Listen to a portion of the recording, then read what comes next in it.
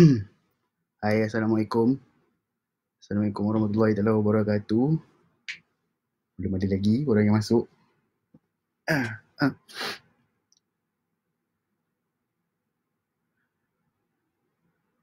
Kita akan start live kita pada jam 8 suku. So, pukul 8 sampai 8 suku ni kita akan test dulu kita punya kelajuan internet dan juga lain-lain.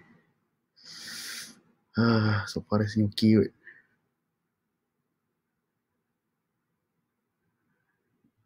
Boleh dapatkan komen tak? Ada kalau siapa-siapa yang menonton live ni, kalau boleh komen, saya nak tengok benda ni jalan ke tak.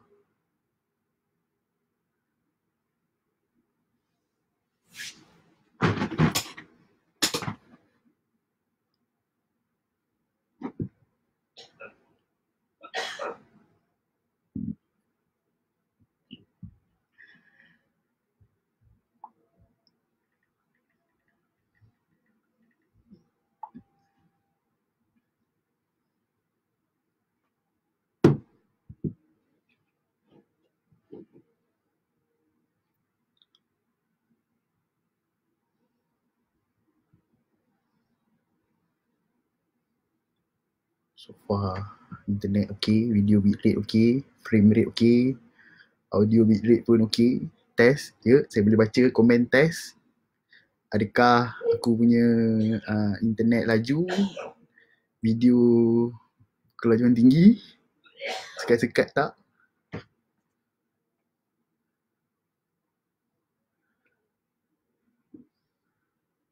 Assalamualaikum, hai Farhan Azhif Zulkifli. Laju masuk. Kita akan start tepat pukul 8 suku. Kita tunggu orang masuk dulu. Sebab kita punya poster pun janji pukul 8 suku. So kita akan start 8 suku. Sementara tu kita boleh bertanya khabar lah kepada rakan-rakan yang dah online. Macam Encik Fadil Zamri, sihat ke? Encik Farhan, sihat ke?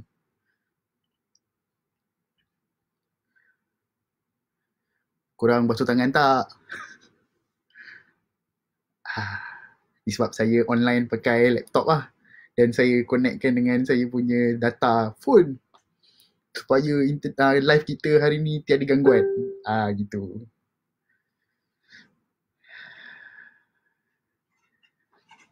Mungkin sementara kita tunggu start, kita boleh Google doa-doa dulu.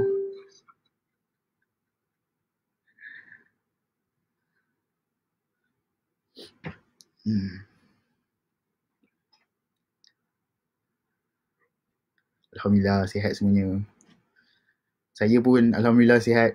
Cuma lepas kita berapa 17-18 hari kat dalam rumah ni, tak keluar rumah, dia ada rasa lain-lain sikit lah. Dia fikir mepek-mepek sikit. Dia fikir mepek sebab mungkin kita tak keluar rumah kan. Dia macam insecure sikit lah. Insecure lah. Ya. Sebab kita tak ada hubungan sosial dengan kawan-kawan, kita tak ada borak-borak tu kan. Jadi kita banyak baca pasal orang sakit. So kita ada fikir juga yang kita ni mungkin sakit ke lah. Benda tu masuk rumah kita lah. Sakit tu ada masuk rumah kita ke? Kita pergi beli barang runcit tu, kita ada rasa macam ada pegang orang ke, pegang benda ke kan. Benda tu psycho lah. Tapi Alhamdulillah kita sihat lagi. Pisang ke? Memang pisang betul. Duduk rumah 18 hari tak buat apa-apa kan. Adalah kerja, kita ada kerja yang kita boleh buat online. Tapi itulah.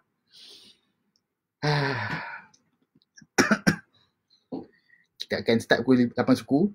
Sementara 8 suku tu kita nak tengok internet ni dia okey ke, ada gangguan tu. Rasanya tak ada kot sebab kita tengok stream metric dia elok je 130 bitrate tanpa gangguan. Frame rate pun 34 frame per second tanpa gangguan. Cuma ada gangguan lalat je sekarang ni, tak tahu bila masa dia lalat ni.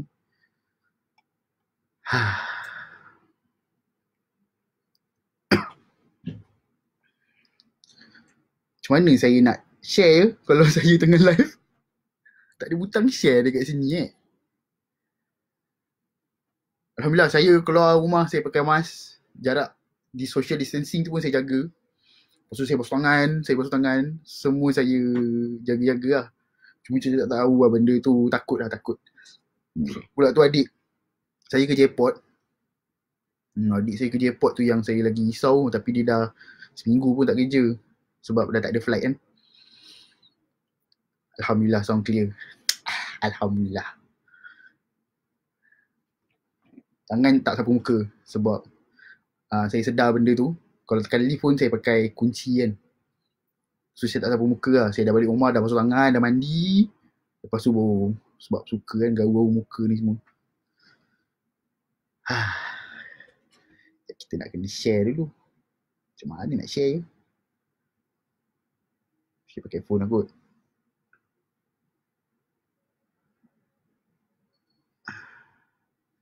Takut share pakai phone lagi terputus. Elmi bersiaran dari mana? Saya daripada rumah. Ni bilik saya. Rumah saya sempit sikit lah sebab rumah bersederhana kan. Rumah sempit sikit. So dekat luar mak ayah dengan adik-adik tengah tengok TV ke benda semua. So kat rumah pun dia ada kawasan-kawasan yang ada line, yang ada tak line. Sebab rumah saya ni rumah yang tak ada Unify. Jadi kena pakai phone lah. Phone pun tak semua tempat ada line. So dekat saya duduk ni 3 bar line 4G. Saya pergi luar sikit, depan sikit je dia jadi 1 bar. Jadi saya kena duduk kat sini, saya tak lagi mana-mana. Maklumlah. Saya duduk kat Semban kan. Lepas tu Semban ni elok tapi itulah internet tak ada. Pakai streaming 8 megabit per second je. Panjang menengus. Itulah dia. Putrajaya clear. Putrajaya clear tu clear apa? Dengar cerita orang tak boleh keluar masuk Putrajaya juga kan. Sekejap saya nak share dulu live ni. Saya nak paksa orang tengok. Kenapa dia lalat Sejak bila dia lalat?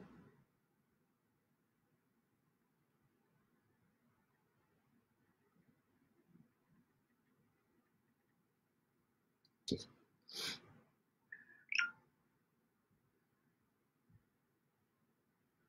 Sesi kita hari ni Alhamdulillah insyaAllah. Saya akan banyak interaksi dengan orang yang komen. Kalau korang ada apa-apa nak tanya, korang tanya je. Walaupun saya tengah cerita, tanya je. Saya akan jawab insyaAllah apa yang saya tahu dan apa yang saya pernah lalui lah. Saya akan cerita berdasarkan pengalaman. Iqbal Ali duduk nilai ke?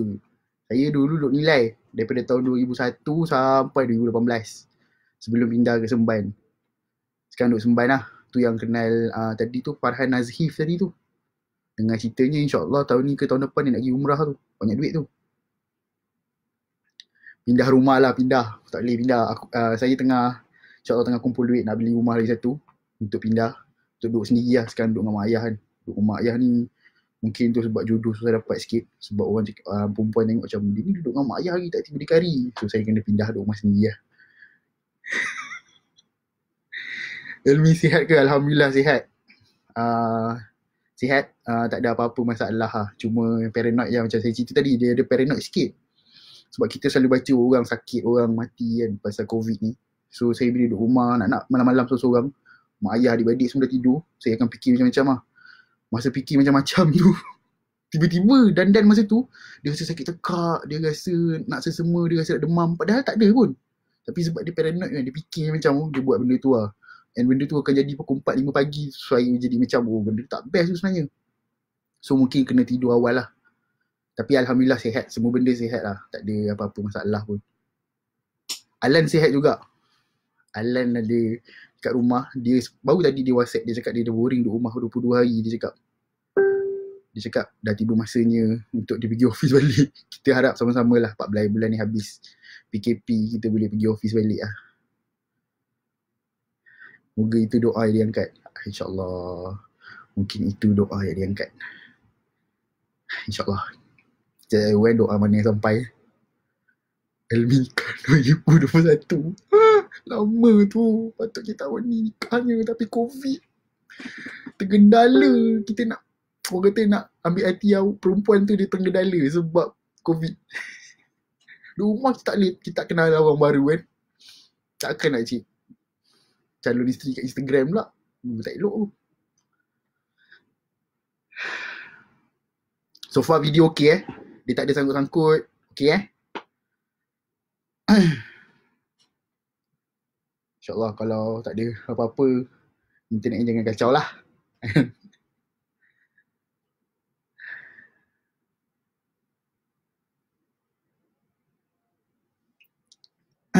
Jadi kita lagi 3 minit kita nak start.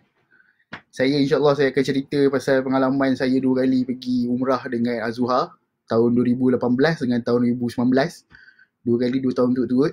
Alhamdulillah ada rezeki, Tuhan jemput 2 kali dalam masa 2 tahun. So hari ni saya akan cerita first year saya. Sebelum tu saya akan cerita dulu macam mana impian saya daripada kecil saya nak pergi umrah ni. Lepas tu saya kena tipu. Lepas tu 2018 saya dapat pergi first time. Lepas tu 2019 saya rindu, saya pergi sekali. So saya akan ceritakan benda tu. Saya harap apa perkongsian saya pada malam ni akan buat lagi ramai kawan-kawan ataupun orang yang mungkin yang baru kenal hari ni terbuka hati dan juga terbuka hatilah. Tuhan bagi rezeki untuk dia datang Mekah dan juga Madinah. Saya tahu kawan-kawan saya ramai yang akan tonton ni sebab dia orang janji nak tengok tadi. Kalau dia orang tipu tu dia orang dosa lah. So kawan-kawan saya tahu ramai kawan-kawan saya yang ada duit. Banyak duit tapi kedekut nak pergi umrah. Sebab dia orang lebih pentingkan handphone baru daripada umrah tu. So hari ni saya akan tazkirahkan dia orang lah.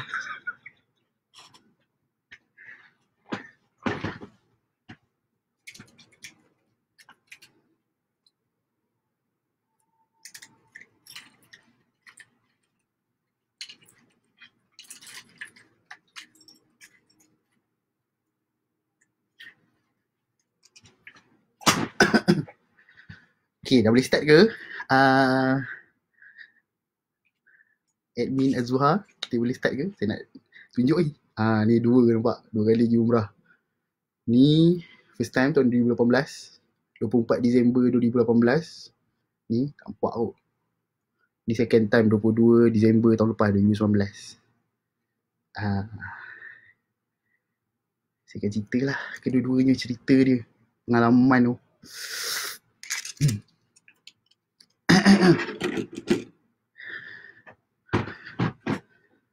Kita dah boleh mula ke?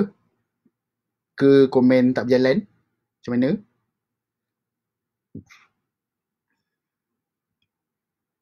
Okay, boleh start. Alhamdulillah. Bismillahirrahmanirrahim. Assalamualaikum warahmatullahi wabarakatuh. Nama saya Muhammad Zuhelmi bin Zulifan. Ataupun mungkin kawan-kawan ataupun ada yang kenal sebagai Elmi Elmo. Nama Twitter. Kita akan cerita pasal nama Twitter tu di kemudian hari, lain-lain hari. Kita akan cerita hari ni, saya akan cerita, insyaAllah saya akan cerita pengalaman saya pergi umrah 2 kali dengan Azuha Travel tahun 2018 dengan tahun 2019.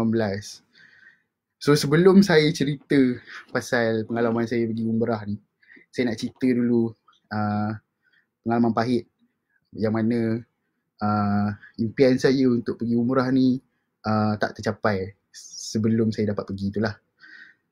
So dalam kira-kira tahun 2006 saya 2012 ke? Bukan lah. Tak ingat lah. Ada sekali tu saya sepatutnya pergi umrah dengan ayah saya. Maksud ayah saya pramugara. So pramugara ni kan, dia kalau pergi mana-mana dia ada tiket free untuk anak isteri kan. Jadi saya dapat, ayah saya dapatkan satu tiket free untuk pergi Jeddah lah. Masa tu teman ayah saya pergi kerja dan juga buat umrah. Masa tu saya umur baru 13 kot. Tapi masa tu ada sebab-sebab yang tertentu yang saya terpaksa cancel pergi ke umrah masa tu.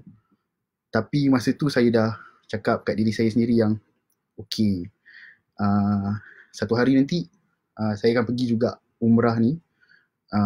Kalau ayah saya bawa ke ataupun saya pergi sendiri, saya akan pergi juga. Sebab semasa ayah saya cakap saya nak bawa saya tu, saya banyak baca, saya banyak tanya ustazah saya masa sekolah lagi pasal benda ni. Jadi saya rasa benda ni satu benda yang saya rasa saya kena pergi lah. Tapi tak dapat pergi masa tu, belum ada rezeki. Saya tak apa. Lepas tu ada sekali tu dalam tahun 2016 macam tu, saya tak ingat 2015, 2016, 2017 macam tu. Lagi sekali ayah saya cakap, okay, tahun ni kita pergi umrah. So saya macam happy lah, saya macam okay dapat pergi. Walau macam mana nak cakap masa tu lah. 2-3 bulan lepas saya cakap tu, ayah saya kena VSS dengan MAS start buang pekerja, dan ayah saya salah seorang yang dibuang lah daripada MAS. Jadi tiket free tak ada lah sebab kena kerja baru dapat tiket free kan. Jadi lagi sekali impian saya untuk pergi umrah tu tak tercapai. So saya masa tu saya dah sedih lah. Saya macam itulah, mungkin lain kali lah. Lepas tu masa tu saya dah start kerja. Saya dah kerja balik, kerja sendiri apa punya, kerja.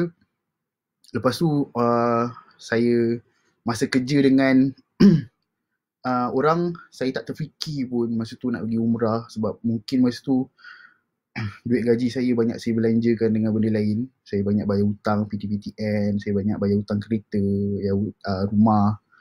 So saya punya impian tu saya kuburkan dululah masa tu. Jadi sampailah sekali tu saya dah start kerja sendiri. Alhamdulillah masa tu ada banyak savings. Jadi saya tanamkan impian untuk saya pergilah. Tapi tahun 2017 macam tu ada satu agensi ni dia janji dengan saya lah, sebab dia kata dia nak try buat projek dengan saya, pergi sama-sama umrah yang dia nak taja lah. Saya dengan Caca, kawan saya ni, Caca The Boss. Kalau ingat Caca The Boss ada cerita 2-3 hari lepas kat dalam live Azzuhar ni juga, dia cerita pasal dia kena tipu tu. Sekali dengan saya masa tu, ramai masa tu kena tipu. Saya, Caca, ada Syuk Balas, ada April Roza, ada Bel Ngasri, ada Farouk Hussein, ramai lah. So dia cakap nak pergi sama saya, tapi dia cakap sebelum kita pergi ramai-ramai dengan hati-hati semua, kita buat Elmi dengan Caca dulu, 2 orang, supaya kita orang pergi ambil mood dulu, baru kita ajak orang lain. So saya macam okay. Lepas tu saya banyak kali tanya kat dia, benda ni betul ke, confirm ke? Sebab hari yang pergi tu sama dengan hari kawan baik saya kahwin dekat Tawau. So saya dah janji dengan kawan saya ni nak pergi Tawau, nak kahwin, dia kahwin kan, saya nak jadi pengapit dia apa benda semua. Lepas tu dia cakap betul, mana boleh tak betul, benda ni jadi lah. Kalau saya cakap jadi, dia cakap itu. Saya cakap okay. Lepas tu nak jadikan cerita, hari nak pergi tu dia cakap postpone seminggu, dia cakap. So saya macam okay lah, tak apa, kalau postpone seminggu saya akan pergi dengan kawan saya ni, dia kahwin kat Tawau lah. So saya pergi kawan saya kahwin. So saya kat Tawau tu lama lah, saya teman kawan saya tu bernikah apa benda semua. Lepas tu esoknya nak pergi umrah. Hari ni saya balik daripada Tawau ke KL. So masa kat Tawau tu saya call Caca, esok ni confirm ke tak ni kan, nak pergi umrah ni, barang semua nak packing ni malam ni. Caca cakap, ni ada satu benda yang berita buruk, kita kena tipu. Orang semua dah berkumpul ni semua, diorang punya duit semua dah kena kebas dengan orang tu semua, orang kampung. So, orang kampung lah, sebab kita pergi ramai-ramai kan. So Caca cakap, kita tak dapat pergi ni esok. Saya masa tu 3 kali tak jadi. Saya macam tu, okey lah, mungkin Tuhan nak tunjuk yang kita tak boleh harap duit orang kot nak pergi ni. Ayah saya punya duit pun saya tak boleh harap, orang nak taja pun saya tak boleh harap. Benda ni kena datang daripada diri saya sendiri. Sebab benda ni kita nak pergi jumpa Tuhan, kita nak pergi rumah Tuhan. So kita tak boleh nak harap duit orang lah. Saya rasa okey. Masa tu saya kecewa, sedih. Tapi masa tu saya fikir yang okey, kalau aku nak pergi, aku kena simpan duit sendiri. So daripada hari tu saya simpan duit sendiri lah. Saya simpan tak banyak pun. Sebulan saya simpan 200, 300, 500. Tengok kemampuan lah. Kalau ada lebih, saya simpan lebih. Kalau ada kurang, saya simpan kurang lah. Jadi saya simpan. Tapi saya tak mencari pun agensi masa tu. Saya fikir macam tak apalah, cukup duit nanti baru saya cari agensi. Saya tak nak cari dulu, sebab kalau saya cari dulu nanti saya ada pressure, saya ada tekanan yang saya kena simpan duit, saya nak kena pergi. Saya tak nak ada benda tu, saya simpan dulu diam-diam. Jadi nak dijadikan cerita, ada satu hari tu saya tweet lah. Saya suka main Twitter.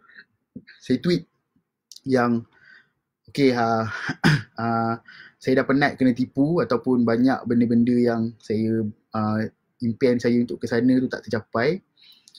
Saya nak tanya betul-betul, ada tak siapa-siapa yang kerja dengan agensi ataupun yang boleh tolong saya untuk carikan agensi yang bagus untuk saya tak ditipu dan saya nak pergi sana.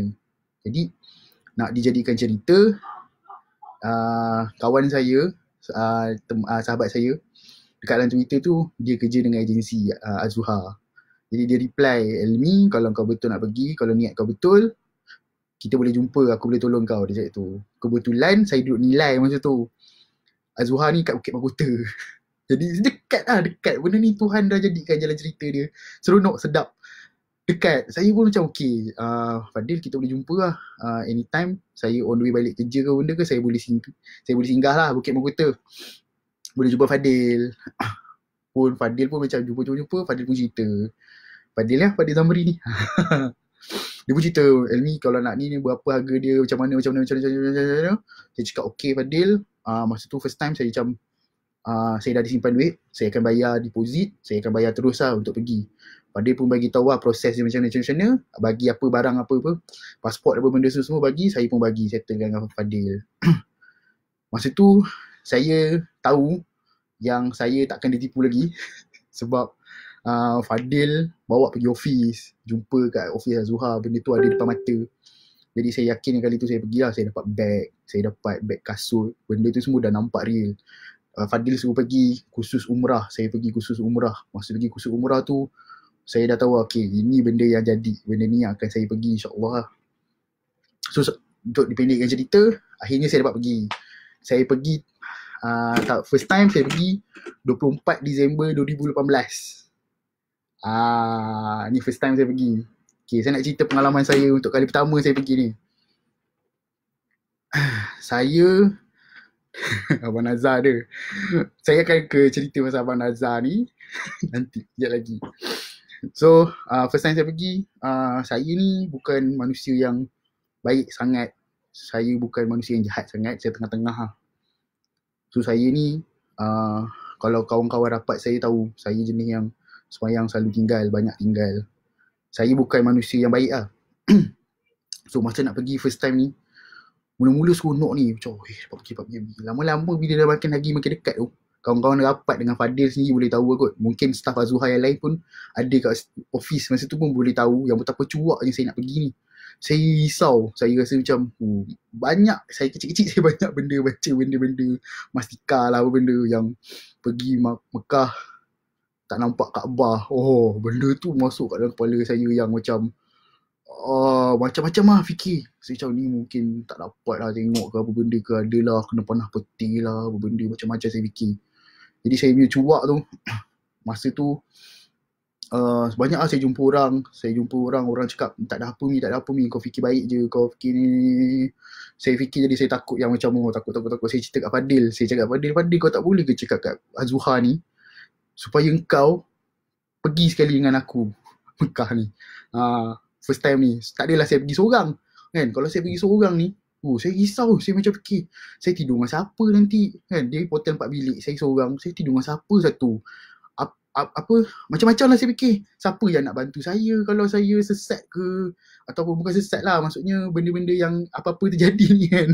Sebab saya seorang yang suka travel seorang-seorang pun, tak ada masalah pun. Tapi sebab ni nak buat ibadah, kita kan ada orang yang guide kita lah. Jadi Fadil cakap jangan risau Mi, kau pergi ni ada mutawif ni akan jaga. Tapi saya cakap lah kat Fadil, memanglah ada mutawif tu nak kena jaga 40 orang. Aku ni seorang ni macam mana kan, aku ni akan jadi rasa yang ni lah. Lepas tu Fadil cakap jangan risau, kau relax je. Jadi pun saya pun relax. Saya pun banyakkan baca-baca, belajar lah, baca-baca blog, baca-baca macam-macam lah. Saya baca pasal umrah kan. Jadi hari yang nak pergi pun saya dah tiba, saya pun pergi lah airport, mak ayah saya semua hantar kan. So untuk first time saya sampai airport ni, saya masih rasa takut, nervous. So saya tengok orang sekeliling. Masa tu kita orang pergi 2 bus, ada 80 jemaah. So 2 bus lah. So saya tengok semua orang pergi dengan keluarga kan, ataupun dengan kawan. Ramai yang apa, 5 orang, 4 orang, 3 orang, 7 orang, ada yang 12 orang, semua yang berkeluarga lah. Saya seorang. Jadi masa saya seorang sampai tu, dia nak bagi pas kan, dia nak bagi pas ni lah. Dia nak bagi pas yang ni kan. So dia orang panggil lah, panggil kan. Lepas tu sampai kat nama saya, dia orang panggil, Muhammad Zuhailmi, betul ke awak datang seorang? Betul ke awak pergi seorang ni? Saya pergi kat dia, betul Ustaz, saya memang seorang lah. Saya belum ada rezeki nak bawa family saya. Lagipun ayah saya dah pernah pergi dah dulu seorang. So saya cakap tak apa, yang ni saya nak pergi seorang dulu, saya nak belajar dulu pergi seorang. So macam betul awak seorang ni, awak tak ada kawan-kawan ke apa? Saya cakap tak ada, saya seorang. So orang semua macam, dia ni seorang, seorang. Saya tak tahu pun benda tu macam satu yang janggal bagi orang kalau pergi seorang. Tapi rupanya benda tu jarang orang pergi seorang. Selalunya orang pergi dengan keluarga ataupun berdua ke macam tu lah. Ni saya pergi seorang. So saya pun macam okey pergi. Sampai dekat Jeddah apa benda semua tu. Sampai kat Jeddah macam Caca cerita kemarin, rasanya dia macam tak ada apa pun. Sebab dia Jeddah kan, dia belum ada betul apa. Jadi saya tak ada rasa apa. Tapi Fadil selalu pesan kat saya, kalau kau nak urusan kau mudah kat sana, kau try untuk mudahkan urusan orang kat sana, orang lain. Jadi bila sampai airport, saya pun fikir yang okey lah, ini mungkin saya nak mudahkan urusan orang lain lah. Jadi bag keluar, saya angkat. Apa-apa benda orang sesat ke ataupun orang terpisah ke, kat pergi tandas ke, saya cari apa benda semua. Saya nak kasih orang semua senang lah. Sebab saya pun biasa travel seorang, jadi saya tahu mungkin ada orang yang akan terpisah sebab toilet ke apa benda ke. Jadi saya akan pastikan saya akan tolong ustaz lah untuk benda tu terurus lah. Jadi saya tolong sampai naik bas. Jadi saya dah lupa pasal benda yang cemas tu lah. Cemas yang aku nak pergi tempat suci ni. Cemas. Jadi sampai ke Madinah saya tak ingat, masa tu mungkin 2 pagi sebab ini yang first time kan. Pergi sampai 2 pagi tak silap saya. Jadi masa saya bayar umrah ni, saya diberitahu yang okey, dia ada package dia yang hotel dekat adalah dia punya package dia. Tapi saya tak tahu pun yang dalam package tu termasuk dengan makan dekat Madinah. R&R on the way pergi ke Madinah tu, singgah R&R makan nasi Arab dengan ayam. Saya ingat kena bayar, saya macam ni kena bayar ni, saya dah sembang duit lah. Lepas tu punya macam tak, ni bukan dibayar, ni memang Az-Zuhar bagi. So macam kenapa benda ni tak diberitahu? Rupanya memang Az-Zuhar memang dia tak commercializekan semua benda. Ada benda yang sebenarnya dia orang bagi tapi dia orang tak bagi tahu. Macam tu lah makan masa kat R&R tu rupanya makan free. Tu first time saya makan dekat Tanah Arab. First time saya makan 4 orang. Saya kenal dengan lagi 3 orang ni. Yang jadi kawan lah lepas tu. 3 orang ni sebab saya seorang kan. 3 orang ni pun muda macam saya. So kita makan, kita berborak jadi kawan lah. Jadi saya dah ada kawan dah. So saya nak dijadikan cerita dalam bas saya. Ada ramai orang-orang muda yang macam saya lah. Yang sebaya dengan saya. Jadi saya punya urusan tu tak adalah sunyi, tak adalah seorang-seorang. Saya ada kawan-kawan saya. Kawan-kawan saya yang umur-umur lebih kurang dengan saya ni lah. Jadi saya seronok lah kat belakang bas tu, kita orang ada benda yang nak borak, apa benda nak bincang. Kalau saya nak pergi mana-mana yang akan saya ceritakan kemudian, saya ada kawan, saya boleh borak macam okay, pukul 2 kita pergi sini. Ada kawan nak pergi. Jadi tak adalah saya seorang. So kat situ saya lega, saya ada kawan. Jadi saya pergi lah sampai kat Madinah pukul 2 pagi, turun bas. Ustaz cakap, okay, turun bas. Turun lah, saya turun. Ustaz cakap, okay, tu depan tu nampak tu. Saya tengok tu macam, itulah Masjid Nabawi. Saya tu pandang macam, satu, first yang saya fikir adalah, dekat gila Masjid Nabawi dengan hotel ni. Memang dekat. Dekat gila. Saya rasa macam dalam, dekat lah. Masa tu mungkin dalam 50 hingga 50 meter je kot. 50 hingga 70 meter je lah daripada situ. Dekat lah. Saya cakap, dekat je ni. So saya cakap, okay. Itu first time lah. First benda saya fikir. Second saya fikir, aku dah sampai. Inilah tempat yang aku impi-impikan daripada aku umur 13 tahun tu. Ni aku dah sampai. So macam hati ni macam ni, masa ni macam tak sabar nak pergi masjid tu. Bukan nak check in hotel ni, tapi nak pergi masjid tu dulu. Tapi nak buat macam mana kena check in lah, sebab ustaz nak kira orang semua kan, nak bagi kunci semua. So dia orang pun bagi kunci. Bagi kunci hotel semua. Saya dapat dengan satu family ni, saya tahu abang tengok ke tak. So saya dengan ada satu family abang ni dengan ayah mertua dia dan juga anak dia. Anak dia baru 13-14 tahun je tu lah. So kita 4 orang tidur sekali satu bilik. Saya macam happy lah. Saya dah dapat tahu saya ada kawan-kawan saya ni yang umur lebih kurang dengan saya. Lepas tu saya ada tempat tidur pun. Saya tidur dengan abang dengan saya panggil pakcik lah. Masa tu Tok Wan yang saya rasa boleh sekepala dengan saya, kita boleh borak benda yang sama lah. Jadi saya pun ustaz cakap okey, mandi pukul 4 kita keluar terus, kita pergi sama-sama, kita pergi Masjid Nabawi untuk kita semayang subuh sama-sama lah. So bila saya pergi tu, saya dah excited, saya memang tak tidur, saya mandi, saya siap, saya dah okey, nak pergi masjid. Orang semua macam, kau ni betul bang, kita dah sampai sini bang, kita nak pergi masjid tu sebelah je. So macam okey jom, abang tu pun dengan anak dia, dengan abang ayah mentua dia pun siap, okey kita orang pukul 3 dah siap lah. Pukul 4 tu kita orang kumpul kat bawah, ustaz cakap dah cukup orang tu semua, gerak. Gerak. So masa pergi tu sampai, memang dekat lah sebab 70 meter je, 50 hingga 70 meter je jalan kaki sampai. So bila sampai, dah jalan ustaz cakap okey ingat ini kita punya pintu. Kalau nak cari pintu ni. So nombor dia lah, saya tak ingat nombor berapa. So nombor 12 kot, sebab 2 kali pergi kan, saya tak ingat yang mana satu. So saya rasa nombor 12. Nombor 12 kan nombor 9 macam tu lah. So ustaz cakap okey pintu ni, kita orang pun ingat lah pintu ni semua. Jom kita masuk dalam, ustaz cakap kita masuk dalam. Okey yang perempuan pergi sini, yang lelaki jom ikut saya. Saya ikut ustaz tu pergi. Masuk buka kasut semua, ustaz cakap walaupun ini tanah haram, tanah suci, selipar dan kasut kena sentiasa pegang, jangan tinggal. Sebab orang kat sini ramai sangat kan. Jadi saya macam okey, simpan. So pegang, Azuhar dia bagi beg kasut, slipper memang akan buka, letak dalam beg kasut, bawa masuk beg kasut tu.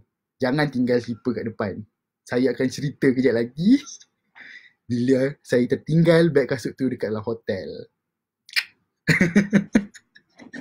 So saya pergi simpan kasut apa benda semua, pergi ramai, ustaz bawa jalan pintu 15.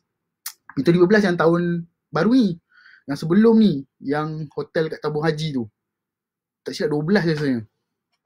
Okay, lepas tu saya pun jalan masuk je Masjid Nabawi tu. Satu benda yang saya terpegun, dia punya architecture lah. Architecture tu saya rasa terpegun, tapi yang lagi satu benda yang saya terpegun adalah betapa besarnya Masjid Nabawi tu.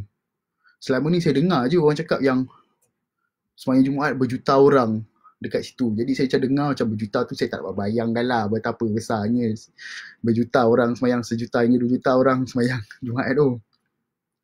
Lepas tu saya masuk, saya macam besar je, jalan-jalan tak sampai. Saya cakap ustaz kita nak sembahyang kat mana ni, masjid ni besar ni. Ustaz cakap kita akan sembahyang kat tengah, betul-betul kat tengah. Okey, saya pun ikut lah, first time kan. Saya ikut ustaz jalan lah, jalan. First time saya pergi dengan Mutawif Ustaz Azian.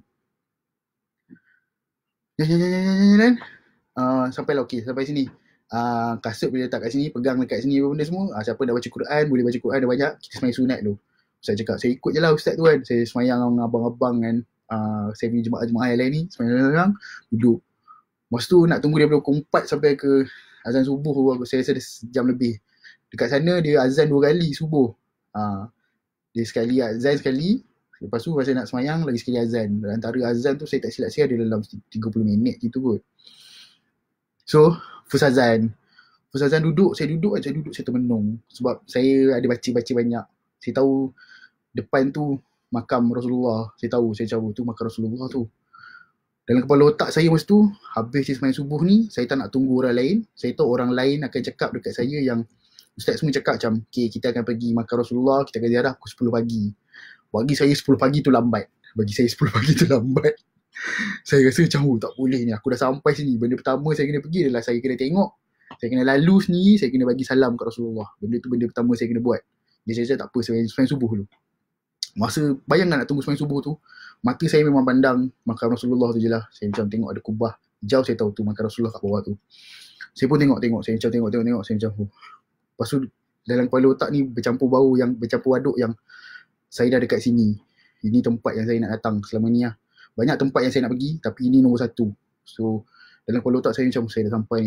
Masa tu sebab apa benda semua tu tak payah cakap lah. Tapi semasa tu saya boleh kontrol macu lagi. Sebabkan jemaah yang ramai pun, jadi saya tak nangis lagi lah. Benda tu tak nangis pun. Benda tu cuma saya rasa sebab lah. Macam saya sampai ni. Jadi habis sembahyang subuh tu, ustaz cakap, okay jom kita balik bilik. Azuhar dekat hotel ada sediakan breakfast, makan pagi. Saya macam terpandang ustaz macam, oh ada breakfast Lepas tu saya ada breakfast, ada. Makan tengah hari pun ada, makan malam pun ada. Kat hotel, disediakan. Dekat kafe. Macam ada tempat makan lah, dia orang makan. Saya cakap, saya tak tahu pun. Saya ingatkan kat Madinah ni kena bayar makan, kena makan kat luar. Lepas tu saya cakap, kita sediakan makanan kat sini. Sebab dekat Madinah ni, kedai makan dia jauh. Dia susah nak cari sikit kedai makan dia. Jadi dia sediakan makanan dekat Madinah. Saya cakap, iya ke? Okey lah kalau macam tu. Bolehlah kita pergi makan breakfast. So jalan balik-balik kan, jalan kaki. Diorang semua keluar je gate. Saya ambil kasut saya pakai. Saya cakap, saya nak pergi. Saya tak cakap pun, saya diam-diam. Dalam hati saya cakap biarlah dia orang makan dulu, nak kena beratur kalau makan dengan mamai kan. Saya nak pergi makam Rasulullah dulu. So saya sendiri jalan, seorang-seorang. Saya tak tahu pun kat mana jalan pintu masuk apa. Tapi saya tengok ramai orang dekat pintu 1 tu. Jadi saya yakin inilah dia jalan nak pergi ke makam Rasulullah. Jadi saya buka slipper benda semua, saya masuk. Ramai orang. Ramai. Sesak-sesak. Saya pun sesak lah jalan. Ikut apa? Ikut dia punya dia punya ni lah. Apa benda ayat dia. So ikut orang tolak semua, saya ikut. Saya macam tu dia kan. Kat depan saya dah nampak dah orang macam bagi salam, Assalamualaikum ya Rasulullah, benda semua. Saya cakap okey, betul je kita buat ni. Saya tengok belah kiri saya jalan ke depan kan. Saya tengok belah kiri saya ada ramai orang tengah bersesak juga. Betul. Ramai bersesak. Rupanya saya tahu itu ada Raudah. Orang tengah beratung nak masuk Raudah. Kejap lagi saya akan cerita pasal Raudah ni. So saya macam okey, ni Raudah. Saya terus depan ni. Saya sesak sampai je dekat depan, betul-betul dekat area depan makam Rasulullah tu. Masa tu saya tak ada tipu orang. Air mata saya jatuh habis. Saya memang nangis habis. Terisak-isak yang saya tak tahu nak cakap apa lah. Benda tu memang dia sendiri jatuh, dia sendiri yang terfikir. Benda yang saya fikir, selama ni saya dengar je cerita orang, saya dengar je kita belajar sirah kat sekolah apa benda semua. Saya dengar je, saya baca cerita-cerita sirah Rasulullah ni. Tapi sekarang ni saya ada depan makam dia. Dan inilah dulu rumah dia. Dan inilah dia dulu mimbar dia, masjid dia dulu. Inilah masjid dia, Masjid Nabawi ni. So masa tu saya terfikir yang apa benda yang saya buat kat dalam dunia ni yang setaraf dengan Rasulullah. Tak ada. Apa benda yang Rasulullah buat tu jauh lebih besar daripada apa yang pernah saya buat. Kehadiran saya dalam dunia ni, saya tak ada apa-apa sumbangan pun dekat dalam dunia ni. Tapi dia punya sumbangan tu besar. Kita ingat peristiwa Isra Mi'raj tu pun saya dah rasa yang macam besarnya pengorbanan dia tu kan. Apa yang dia buat dalam dunia masa dia hidup tu, nak bandingkan dengan apa yang kita buat ni, 10% pun tak ada. 1% pun tak ada. Lepas tu saya terus barai, nangis yang saya tak peduli lah orang nampak ke apa benda masa tu, memang tak ada. Sebab saya tahu masa tu sekarang ni, saya ada dekat depan tu. Lepas tu saya macam, saya dah nangis, saya dah bagi salam, saya dah lepaskan segala-galanya. Saya pergi depan, saya keluar. Bila pergi kat luar tu saya terduduk kejap.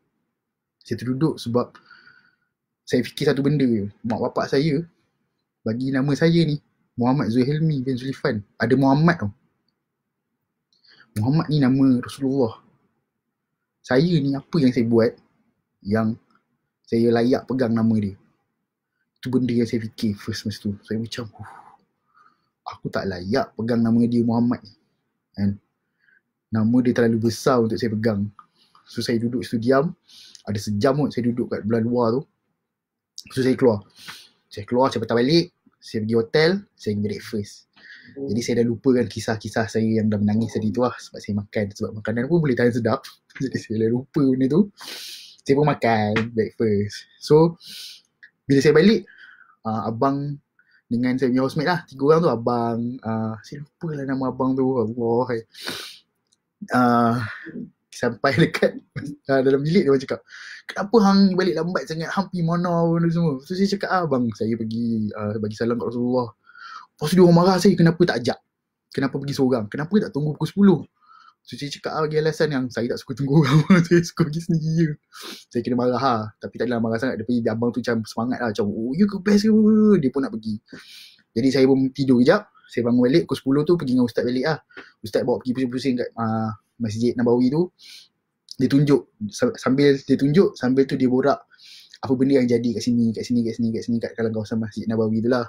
So dia ceritalah dekat sini tempat masa Rasulullah wafat, macam mana dia orang lantik Sayyidina Abu Bakar untuk jadi ketua masa tu, kat tempat mana, kat sini lah tempat dia benda semua. So dekat sini ada apa, dia buat pusing satu masjid tu sampai ke Bakek lah, tempat tanah perkuburan Islam.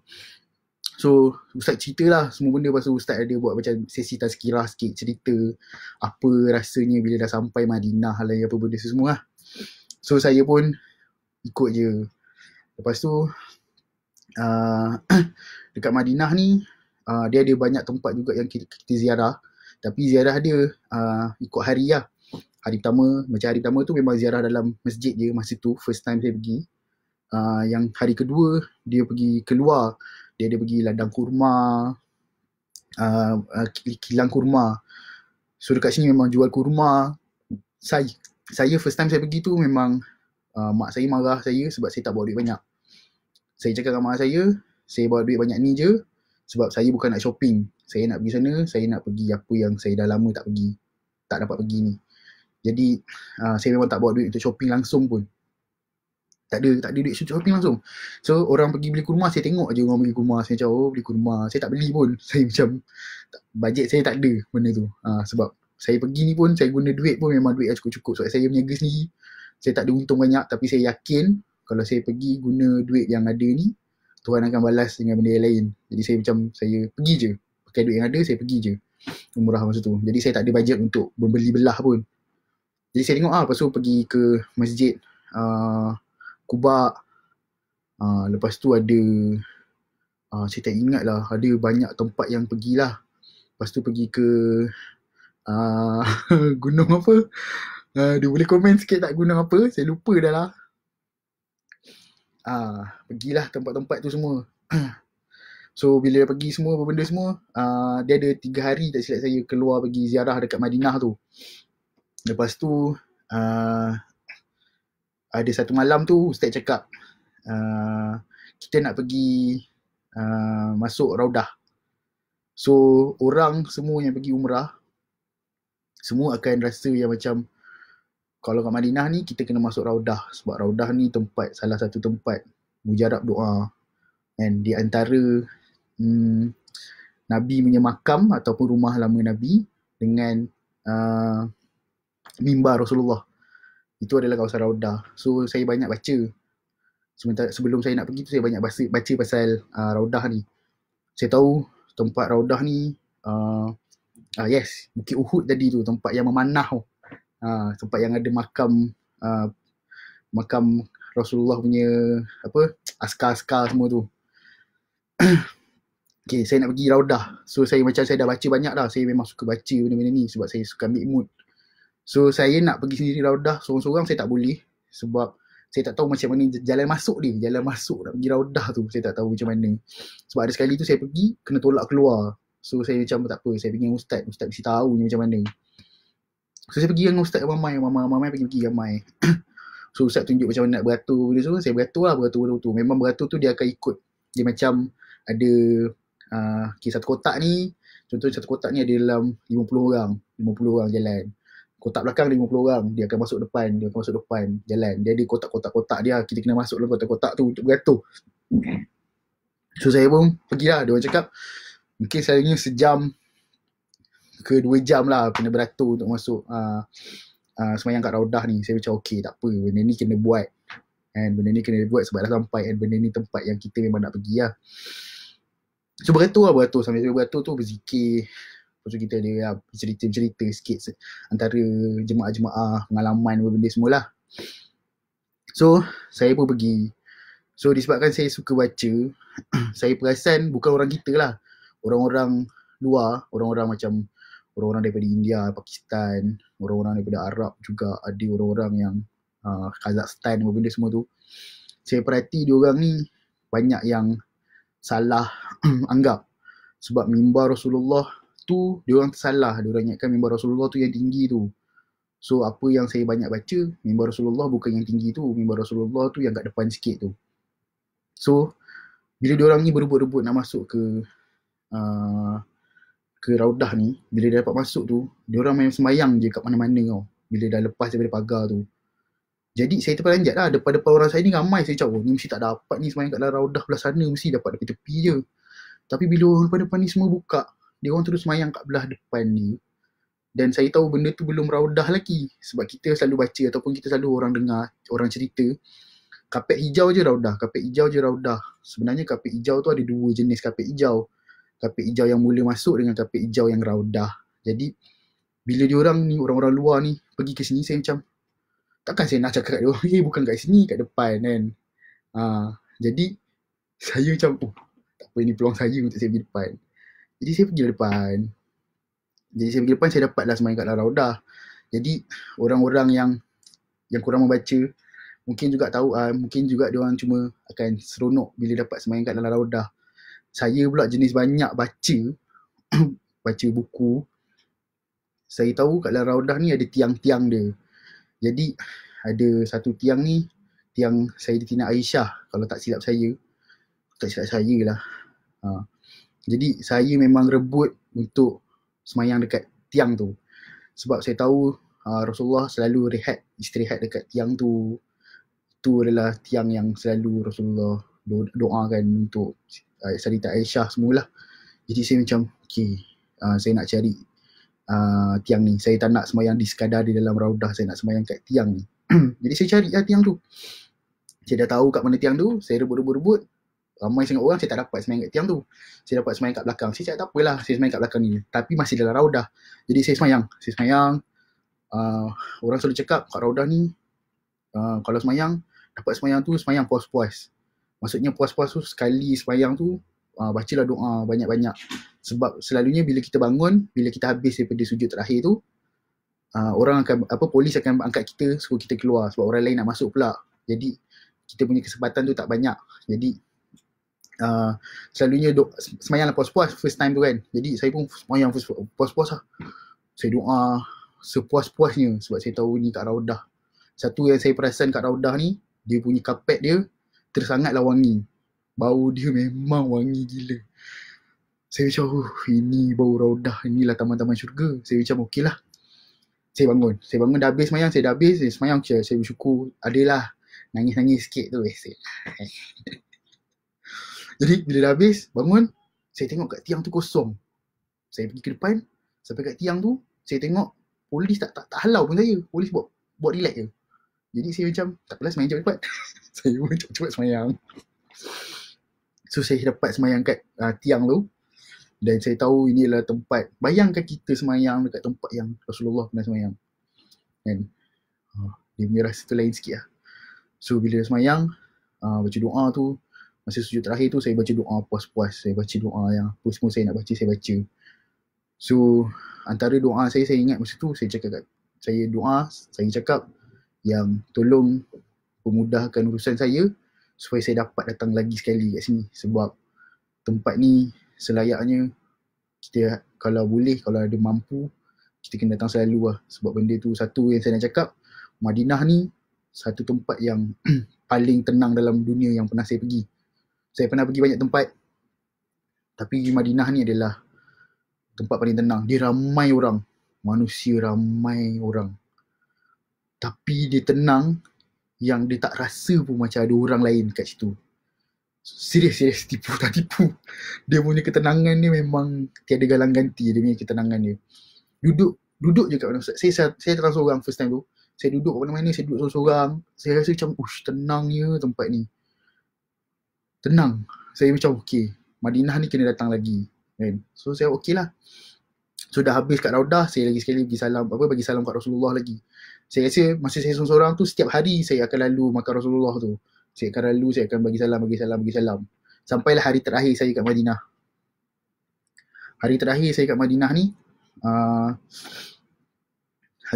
kat Madinah, hari Jumaat. Lepas hari Jumaat tu, kita semua akan pergi ke Mekah lah. Jadi hari terakhir masa sembahyang Jumaat tu, Ustaz cakap, okey, pergi sembahyang Jumaat. Ustaz cakap satu benda, pergi awal. Sembahyang Jumaat tu pergi awal. Saya, bila Ustaz cakap pergi awal, saya cakap, tak ada hal lah, kita seorang apa. Mesti boleh selit-selitnya semayang kan. Saya fikirlah. Kan tadi ingat saya cakap yang berjuta orang semayang semasa semayang Jumaat tu. 1,000,000 lebih orang atau ke 2 juta juga orang semayang. Saya underestimate benda tu. Bila saya pergi, saya dah pakai ihram. Saya pergi, Masjid Nabawi tu penuh sepenuh-penuhnya. Saya tak boleh nak selit satu pun nak masuk tempat tu sebab saya datang lambat. Saya datang masa tu dah azan. Saya tak boleh masuk. Dah tak boleh masuk. Kat luar semua dah penuh orang. Saya macam, aduh, tak boleh masuk. Siapa suruh datang lambat? Ustaz dah cakap dah datang awal. Degil. Jadi saya macam, tak apalah, tak apa. Orang semua panggil. Polis cakap, datang-datang naik atas, main kat atas. Haji, Haji. Dia tunjuk atas. So macam, boleh main kat atas. So saya pun naik atas, main kat tingkat atas. Dekat atas pun dah penuh sangat orang. Saya kena tunggu sampai habis khutbah, baru orang berdiri, baru boleh masuk selit-selit lah. Lepas tu Ustaz pesan, lepas semayang Jumaat, pergi lambai Rasulullah buat kali terakhir. Kita tak tahu kita datang lagi ke tak, kita ada rezeki ke tak, kita dijemput ke tak. Jadi mungkin ini adalah kali terakhir kita jumpa Rasulullah. Ustaz cakap. So saya ingat benda tu, saya pakai ihram. Sebelum saya balik ke bas, balik ke hotel, saya pergi lalu sorang-sorang. Saya tak ikut orang, saya memang sorang-sorang. Sebab saya kalau ikut orang, saya tak boleh nangis. Malu. So kalau saya sorang-sorang, kalau saya nangis pun, orang tak kenal. Jadi saya pun pergi. Saya pergi. Masa tu lagi sekali lah. Awal-awal tu okey lagi. Sampai betul-betul depan makam Rasulullah tu, saya memang nangis yang kita tak tahu kan kita dapat jumpa lagi ke tak kan. Kita dapat lagi, kita pergi ke tak. So masa tu saya macam, ini mungkin kali terakhir lah kita berjumpa benda semua kan. So saya pun nangis. Yang nangis tu bukannya buat-buat tau. Nangis tu yang memang automatically dia akan nangis lah. So saya pun jalan balik, pergi ke hotel, naik bas, pergi ke Mekah. Jadi masa first time nak pergi Mekah tu, saya kan masih dalam orang kata dalam proses cuak lagi, yang rasa macam perasaan ni macam aku nak first time pergi Mekah ni kan. So awal-awal tu atas bas tu tak ada benda sangat. Masa baca niat ihram apa benda semua tu pun tak ada rasa apa benda sangat, tak rasa sangat. Sampailah kita tidur dalam bas sebab dia 6 jam daripada Madinah nak ke Mekah tu. Sampailah kita tidur, bangun, terjaga, dah sampai. Ustaz ajak tazkirah labaik Allahumma labaik tu kan. Sampai Ustaz ajak ramai-ramai kan. So bila ramai-ramai baca benda tu, ramai-ramai dia punya meremang tu, sampai sekarang meremang. Dia rasa macam aku dah sampai ni kan. Inilah dia momen hidup aku yang aku paling tunggu. So dia punya meremang masa tu, dia punya rasa cuak, aku nampak ke tak Kaabah ni. Aku kena peti ke kejap lagi. Benda macam-macam masa tu kena fikir. Sebab kita jahat, kita sedari kita jahat. Talbiah kita sedari kita jahat. So masa tu fikir macam-macam kan. Masa tu dah rasa yang macam tak apalah, insyaAllah aku tak ada benda semua. Sampailah kat lambas tu saya duduk. Saya orang lain masih tidur lagi. Saya dah nampak menara jam. Jadi saya tahu dah dekat, dah nampak menara jam tu. So saya masa tu saya dah gelabah semua kan. Lala macam Ustaz cakap tak ada benda lah. Cuma tak ada benda. Saya pun sampai hotel, bersih-bersihkan badan sikit. Sebab dah niat ihram kan, kita tak boleh nak pakai minyak wangi apa benda semua tu kan. So saya dah ready lah sebab saya takut saya terbuat apa-apa yang melanggar daripada niat ihram tu. Jadi saya dah tak sabar. Saya tunggu kat lobi hotel, semua orang siap-siap. Ustaz kata jom kita pergi umrah sama-sama ramai-ramai, 80 orang. Sebab 2 bas kan, 2 mutawif. So saya pun pergi.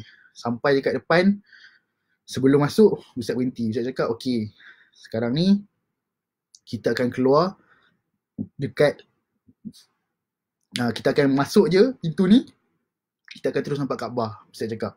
So untuk orang yang pertama kali datang, bila nampak Kaabah tu, doa yang pertama kali nampak Kaabah tu, doa yang orang kata doa yang luar biasa lah. Jadi saya pun saya masa tu saya fikir macam alah, mungkin Kaabah tu jauh lagi kot. Nampak tapi jauh. Saya macam fikir macam tu lah. Nervous masih ada lagi, nervous macam betul ke aku nampak Kaabah ni. So Ustaz dah baca doa benda semua. Ustaz cakap okay ready, jom. Ustaz pun buka kasut, masuk dalam beg kasut benda semua, jalan. Saya masuk je pintu, Kaabah tu pada depan. Saya macam situ hati saya luruh habis. Saya macam first saya fikir saya nampak Kaabah. Kawan-kawan saya yang takut-takutkan saya tu, saya nampak. Lepas tu saya terus fikir, saya nampak Kaabah, saya terus baca doa. Apa benda doa yang saya teringat semua saya baca. Saya rasa macam inilah dia. Kat dalam hidup saya ni ada naik turun dia. Tapi momen itu adalah momen yang paling tinggi dalam hidup saya. Itulah kemuncak dia. Saya takkan pergi muncak yang lain lagi, kemuncak yang lain. Itulah kemuncak dia. Sebab apa? Sebab saya dah pergi kat sini, tempat yang saya nak sangat pergi. So saya baca doa semua. Saya dah tak sabar untuk buat tawaf lah masa tu. So saya buat tawaf. Selalu orang cakap satu tawaf ni susah sebab nak kena ingat doa-doa setiap pusingan tu kan. Macam saya, kawan-kawan saya pula selalu cakap, dengan ustaz ni cakap kat saya, baca je apa yang kau tahu. Baca je. So saya baca je apa yang saya tahu. Alhamdulillah masa tu dia punya proses tu tak ada apa-apa masalah lah. Jadi first umrah saya tu alhamdulillah saya settlekan dengan benda yang puas lah. Bagi saya puas. First time saya tu saya puas. Tapi setiap kali kita pergi dengan Azhar, kita dapat 4 kali. Orang kata kita akan keluar daripada tanah haram tu 4 kali. Sekali kita datang masuk, lepas tu kita ada 3 kali kita keluar tu. Termasuk kita akan keluar ziarah kat luar, lepas tu kita boleh pakai ihram balik. So ada 3 kali. Maksudnya kita ada peluang 4 kali untuk kita buat umrah. Jadi saya dah memang tanamkan dalam kepala otak saya yang masa saya pergi tu saya akan pergi dan buat 4 kali umrahnya. Jadi first time tu saya dah buat, saya botakkan kepala semua, ustaz ajak jom kita pergi tahlul. Dekat bawah tu ada barber shop, ada banyak kedai yang akan bergaduh. Kedai ni memang akan bergaduh yang akan bagi harga turun. Dia akan buka dengan harga yang mahal, tapi percayalah kalau datang ramai boleh dapat seorang RM7.5 je. Kena pandai minta kurang. Sebab kalau tak minta kurang memang kena seorang RM15. Ada kena seorang RM20. Kena pandai minta kurang. Tapi macam tu tak, kita dapat RM7.5 seorang. So masa tu kita 4 orang dengan ustaz. So kita pun botak semua. Ustaz kata jom pergi makan. Pukul 2-3 pagi kot masa tu. Habislah kita orang punya first umrah. Balik tidur. So besoknya hari yang free. Malamnya tu ustaz ajak jumpa dekat atas. Dekat atas, bahagian atas, dekat Masjid Haram lah. So dah pergi semua, ustaz cakap okay jom kita tazkirah sikit, kita cerita sikit apa kita buat semalam tu lah yang umrah tu. Kenapa kita kena pakai baju kain ihram kepala putih, semua benda tu lah ustaz cerita-cerita. Lala ustaz cakap, saya daripada hari tu lagi saya curious lah, saya nak tahu kenapa ada satu Mamat ni dia datang umrah seorang-seorang. Kenapa dia bukan dengan keluarga ataupun dengan kawan-kawan. So dia cakap masukkan saya lah tu. So dia cakap boleh tak kita nak Encik Zuhelmi cerita pengalaman dia lah. So saya ceritalah benda-benda yang saya kena tipu, apa benda semua, and kenapa saya datang. So saya pun tak cerita lagi kat orang kat dalam live ni kenapa saya pergi umrah yang first time ni. Sebenarnya first time tu antara niat saya adalah saya nak doa cik jodoh. Orang suruh mandi air bunga lah apa benda semua tu, saya tak percaya benda tu. Saya percaya yang mungkin saya kalau minta dekat depan Kaabah tu ke, dekat Raudah ke, dekat Hijr Ismail ke kan, mungkin kat situ lah doa-doa saya dimakbulkan Tuhan. So saya pergi sebab saya nak minta doa untuk dapat jodoh lah. Jadi saya pergi, saya cerita lah, orang semua gelak disebabkan saya dah cerita yang saya nak cari jodoh. Jemaah ada 80 orang, saya rasa adalah 5-6 orang abang, pakcik yang ada anak perempuan, yang ada adik. Even dengan kawan saya 2 orang tu pun, dia pun siap cakap kat saya, kakak aku pun tengah cari kat jodoh tu. Dia orang dah start kening-kening dengan saya masa tu. Masa tu kelakar sikit lah. Tapi saya macam tak apalah, kalau ada lah, apa benda saya tak fikir pun. Sebab masa tu bila sampai situ, dia punya rasa dah lain, dah tak fikir pasal jodoh sangat dah. Jadi malam tu saya dah janji dengan kawan saya 2 orang ni, dengan abang yang satu bilik dengan saya ni. Saya cakap pukul 2 pagi saya dah tengok-tengok dia punya keadaan situasi semasa. Pukul 2 pagi tu adalah waktu yang paling sesuai untuk kita pergi cium Hajar Aswad. Sebab ramai tak ramai sangat, dia kosong sikit kan. Dia ada dia punya ni lah faktor-faktor dia. So saya dah tengok faktor-faktor tu, saya cakap pukul 2 pagi bang. Pukul 2 pagi tu pergi. So saya cakap kat kawan saya 2 orang ni, pukul 2 pagi aku akan call WhatsApp, kita akan pergi ramai. So macam kawan-kawan saya cakap okay, apa-apa call. Kita orang masa tu saya memang berpandukan wifi wifi hotel sahaja. So pukul 2 pagi saya bangun, saya kejut abang dulu, bang pukul 2 pagi bang, jom kita tengok TV. TV kan ada live feed dekat Masjidil Haram tu kan, tengok ramai orang ke tak ramai ke kan. So kita tengok betul tak ramai. So saya call, WhatsApp call budak 2 orang tu, kawan saya 2 orang tu, kita pergi 4 orang. Kita pergi 4 orang. Pergi 4 orang, okay macam mana? Apa yang saya perasan, sebab ustaz selalu cakap kat saya, kalau ada masa terluang tu buatlah tawaf sunat. Duit saya adalah buat tawaf sunat kan. Apa saya perasan masa tawaf ni, orang-orang luar, orang-orang Arab especially, macam Caca dia cakap saya ni kurang sabar sikit, betul. Itu saya memang kurang sabar sikit sebab orang Arab ni, orang Turki, so orang yang daripada berasal daripada negara India ni, Pakistan ni, dia orang suka tolak-tolak masa tawaf tu. Dia orang suka tolak. Lepas tu dia orang punya culture saya tak tahu yang dia orang tak boleh berpisah antara orang lain. Dia orang kena pegang tangan ramai, berjalan ramai. Lepas tu kalau dia terlepas, dia akan kejar kawan dia tu. Jadi bila dia nak kejar kawan dia tu, dia tak fikir orang lain, dia akan tolak je semua orang. Jadi saya bila kena tolak tu, saya macam okey lagi lah. Tapi bila sampai kena siku benda semua tu yang saya tak suka tu. Jadi ada benda-benda yang diorang suka, kan kita tengah tawaf pusing kan, dia lalu depan kita macam dia nak cepat potong benda tu kan. Benda tu bagi saya macam, kita nasib baik orang Malaysia tak buat macam tu. Sebab orang Malaysia, saya tahu yang orang Malaysia ni banyak common sense tinggi, yang kita ada adab kita. Jadi kita tak suka buat benda-benda yang orang tak suka ni. So saya cakap kat kawan saya 4 orang ni, okay, kita nak pergi Hajar Aswad tu depan kita je, tapi janganlah kita terus potong depan situ je. Kita kena pusing 1 kali round. Tapi pusing kali round, kita selit lah masuk dalam pelan-pelan sampai Hajar Aswad tu. So kita buat macam tu. So okay lah, kita 4 orang datang situ, kita gerak sampai dah ke Hajar Aswad. Hajar Aswad tu setengah jam duduk situ, yang masuk dah sampai depan, kena tolak belakang. Dah sampai depan, kena tolak di belakang. Dah sampai depan ni dah besar-besar, kena tolak di belakang. So bila masanya nak dapat cium Hajar Aswad tu, macam benda ni macam benda ni macam sesuatu yang mustahil loh. Sebab ramai orang yang besar-besar nak kena siku, yang kena tolak. Orang perempuan ni jigit-jigit kat polis macam, oh we are woman tak hormat perempuan. Macam-macam terjadi situ. Jadi saya fikir macam ni memang tak dapat ni nak cium Hajar Aswad. Walaupun tak ramai orang tak dapat. Tapi saya cakap tak apa, kita try sekali. So ada abang ni, kawan saya 2 ni, kita dah berpisah lah masa tu. Dah memang masing-masing dengan cara masing-masing nak masuk lah. Lepas tu dia sekali tu, disebabkan orang datang ramai, lepas tu dia bila dah orang kat depan ni dah habis cium, kan, orang kat depan dia habis cium, dia akan keluar, dia akan tolak. Bila dia tolak ni, orang akan berkembang keluar. Jadi saya tengok, oh benda ni macam ni. Maksudnya saya tak boleh duduk belakang orang tu. Kalau saya duduk belakang orang tu, bila dia tolak tu, dengan saya tercampak ke belakang. Kan, dia pecah. Jadi saya kata tak apa, saya tunggu orang tu berpecah, baru saya masuk. So saya buat macam tu. Bila dia orang berpecah macam tu, saya masuk. Ada sekali tu saya masuk, ngam-ngam saya masuk, memang tak ada orang. Saya kat depan Hajar Aswad tu. Waktu tu saya cerita, dah sampai kat Hajar Aswad tu, saya rasa macam saya cium tu kejap je. Dia kejap je, saya rasa macam dalam 3 saat je tu je. Tapi bila cium tu, dia sebenarnya lama gila rasanya. Rasanya lama gila. So macam, lamanya. Lepas tu bangun lah. Sebab kita tahu orang lain pun nak juga kan. So kita bangun lah. Tolak bangun. Bila tolak bangun betul, susah nak keluar sebab ramai orang sesat kat belakang kan. Dia memang kena tolak.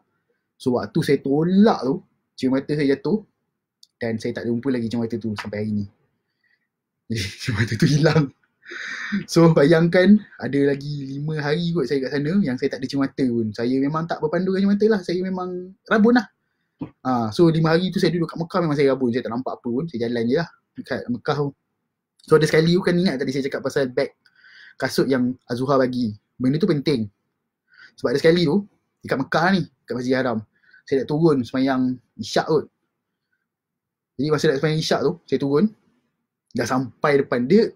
Azuhar punya hotel ni dekat sangat dengan Masjidil Haram ni. Hotel ni turun lift, keluar ada eskalator, turun eskalator 2 kali, 3 kali, turun eskalator 3 kali, keluar pintu eskalator tu, depan tu je dah pintu Masjidil Haram dah. Dekat.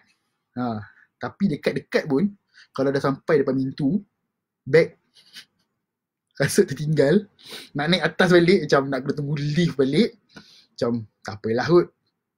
Mungkin kita tinggalkan je lah slipper kat sini, mungkin kejap lagi kita keluar tu slipper tu ada lagi lah kot. Saya pun biarkan slipper tu, saya pun biar semayang happy, semayang isyak semua. Saya keluar, slipper saya dah tak ada. Bila slipper dah tak ada, nak jalan kaki, nak naik eskalator, naik lift, tak pakai slipper tu rasa macam macam tak best juga kan. So saya macam tak apalah kot, kalau orang ambil slipper kita ambil je lah kot slipper orang, kita ganti balik. Saya fikir masa tu, saya pun ambil je slipper yang lebih kurang macam saya punya slipper, saya pun pakai, saya pun jalan naik atas. Saya rasa berdosa sangat sebab ambil slipper orang kat Masjidil Haram. Tahu jahat tapi janganlah buat macam tu. Jadi saya pun macam tak boleh ni. Saya balik bilik saya ambil duit, saya turun, dekat bawah tu ada kedai-kedai, ada banyak kedai. Saya pergi beli slipper baru, saya ambil slipper baru tu, saya pakai slipper tu, saya pergi letak balik dekat tempat yang mana saya ambil tu, saya sitat balik, saya balik. Baru macam rasa macam, ya Allah, pinjam lah, bukannya ambil, pinjam slipper tu. So beg slipper, beg kasut tu tolong bawa pergi mana, kasut jangan tinggalkan, bahaya. Nanti hilang. Okay, lepas habis benda semua tu, saya nak cerita yang masa first time saya pergi ni, saya buat 4 kali umrah. 2 kali untuk diri saya sendiri. Saya tanya ustaz, boleh tak saya nak wakilkan umrah saya ni kepada arwah makcik saya seorang dengan arwah pakcik saya seorang, sebab dia orang tak pernah kesempatan datang sini. Ustaz cakap boleh, awak wakilkan je, awak bacalah niat macam ni. Jadi 2 kali tu saya buat untuk saya punya arwah pakcik saya dengan arwah makcik saya lah. So saya buat 4 kali. Jadi 2 kali je lah saya buat untuk diri saya. Tapi tawaf sunat tu banyak kali dah saya buat. Ustaz dia pernah cakap kat saya, kalau kau betul nak cek jodoh ni, kau buat satu tawaf sunat tu kan, 7 kali pusing tu, kau baca doa sama je. 7 kali pusing tu, kau baca doa, ya Allah bagilah aku jodoh. Kau bacalah doa apa benda yang kau nak jodoh pun, kau baca je. Baca sepuas-puasnya, yang nangis sepuas-puasnya, minta, betul-betul minta, ustaz cakap. Saya macam fikir, takkanlah saya nak baca doa minta jodoh sampai nangis kan.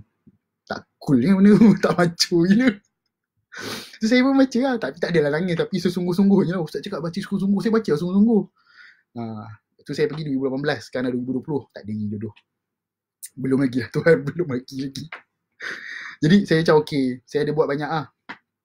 Lepas tu saya ingat saya nak buat juga yang ambil teksi keluar, lepas tu datang balik untuk buat umrah kan. Tapi ustaz cakap, Rasulullah pun, tak silap saya ni ustaz, saya tak silap saya lah, Rasulullah pun buat umrah 4 kali je, yang lain semua tawaf sunat je.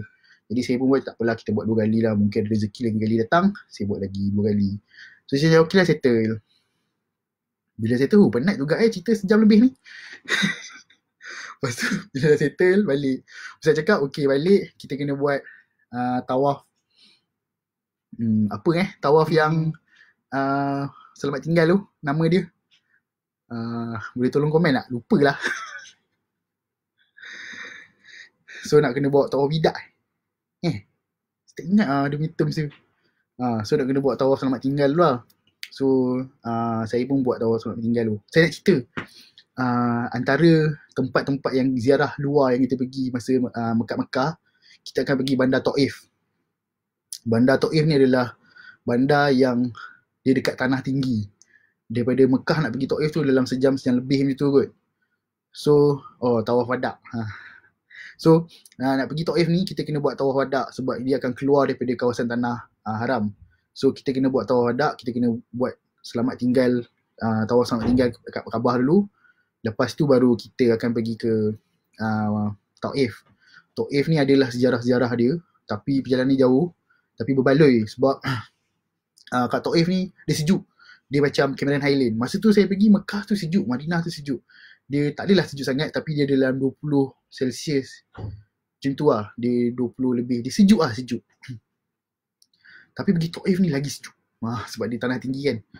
Jadi sekarang ni bila pergi Taif tu ada kedai buah-buahan, ada unta, boleh ambil gambar dengan unta lah, macam-macam lah kat Taif tu. Lepas tu rupanya Azuhar ni ada sediakan kedai makan juga kat Taif tu, yang mana Azuhar belanja juga makan. So itu antara benda-benda yang Azuhar tak cakap kat dalam package dia, tapi ada makan dekat Taif. Lepas tu nak saya cakap, kalau makan kat Mekah tu, sebabkan hotel kita tu hotel yang 5 bintang juga, bawah tu makanan semua mahal jugalah, yang ada makanan apa, kedai Felda apa benda semua kat bawah tu kan. Jadi orang banyak macam komplain, oh mahal lah makan kat bawah ni benda semua. Saya bukan jenis yang turun bawah makan kat bawah, tak. Saya jenis yang suka jalan-jalan. Terus saya keluar jalan kaki, pergilah cari apa KFC Arab tu. Lupa lah nama dia. Saya cari sebab KFC Arab tu bukan KFC, apa nama dia saya lupa lah. Tu murah. So saya cari, saya makan. Saya cari kedai-kedai yang jalan jauh-jauh sikit, saya makan. So, kat jalan kat luar semua kalau jauh-jauh sikit murah daripada berbanding kat dalam hotel lah, bawah hotel. So aiskrim dia tu, hari-hari saya makan aiskrim dia tu kan, sebab kedai aiskrim pun banyak kat situ, aiskrim yang sedap tu, yang 5 rial satu tu, memang kena makan hari-hari lah. Al-Baik, betul, Al-Baik. Al-Baik memang terbaik. Dengan murahnya. So itu pengalaman saya first time saya pergi umrah. Tapi saya nak cerita pasal tawaf wadak tu. Yang kali ni memang nak balik lah, memang nak balik terus. Tawaf wadak tu, saya tahulah inilah last sekali tawaf saya yang sunat, yang last tawaf wadak ni. Dan saya takkan semayang lagi kat sini untuk waktu ni kan, sebab bila dah tawaf wadak tu memang kena keluar terus, tak boleh pandang pun Kaabah tu. Jadi masa tawaf wadak tu, saya tengah buat tawaf tu, masa mula-mula tu saya rasa biasa lagi, saya rasa macam tak ada apa sangat. Sampailah ke 2-3 pusingan yang terakhir tu, saya rasa macam saya rasa sedih yang teramat, sebab saya akan meninggalkan tempat ni.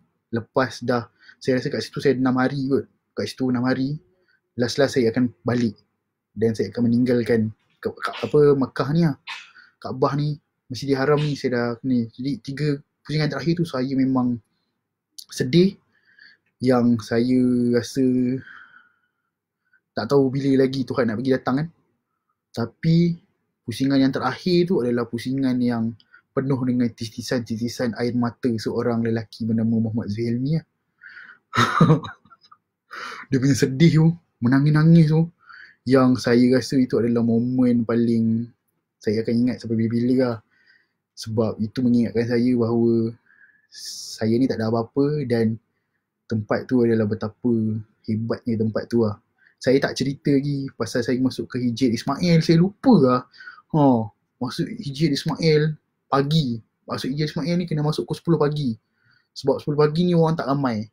Kalau rezeki tu tengah jalan kat Hijir Ismail tu, lalu Hijir Ismail tu, akan ada nampak satu jalan yang memang kosong untuk masuk ke Hijir Ismail tu.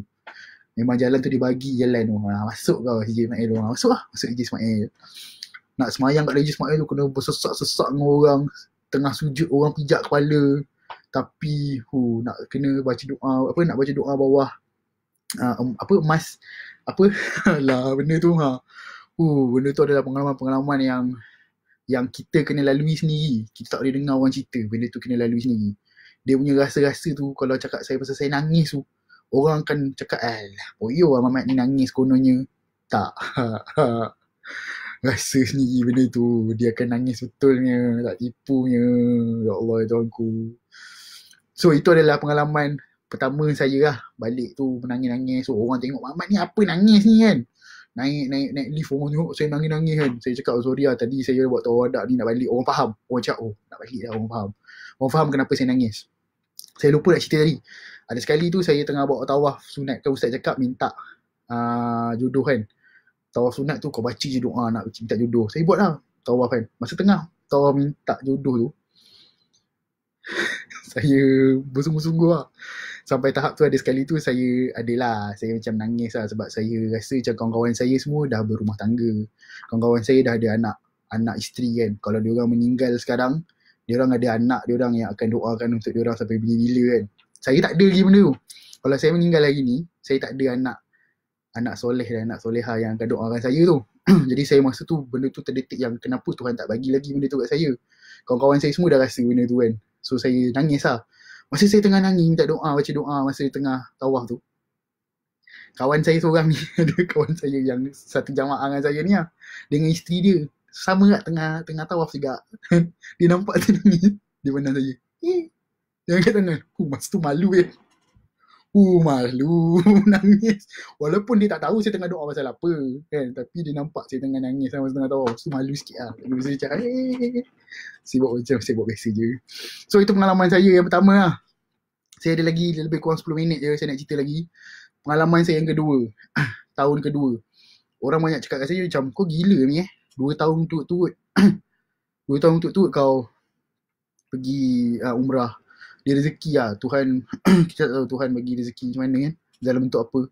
Tuhan mungkin bagi rezeki kat kawan-kawan saya, ada anak bini, ada isteri, tapi Tuhan bagi rezeki kat saya mungkin duit lebih sikit untuk pergi umrah lagi sekali lah. Saya rasa itu apa yang saya rasa lah.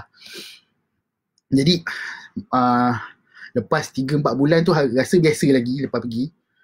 Dia ada satu tahap tu yang saya fikir pergi umrah ni, masa umrah yang first time saya buat tu, saya pergi, saya ada rasa lah yang macam dia pergi umrah ni kalau lagi seronok kalau kita pergi dengan orang yang kita sayang, family, keluarga, ataupun kita pergi dengan kawan-kawan baik kita kan. Sebab benda ni adalah benda yang elok kan. Benda elok kita kena buat ramai-ramai lah. Kita jangan buat seorang-seorang, betul tak? So saya fikir macam next time saya akan datang, saya akan bawa orang.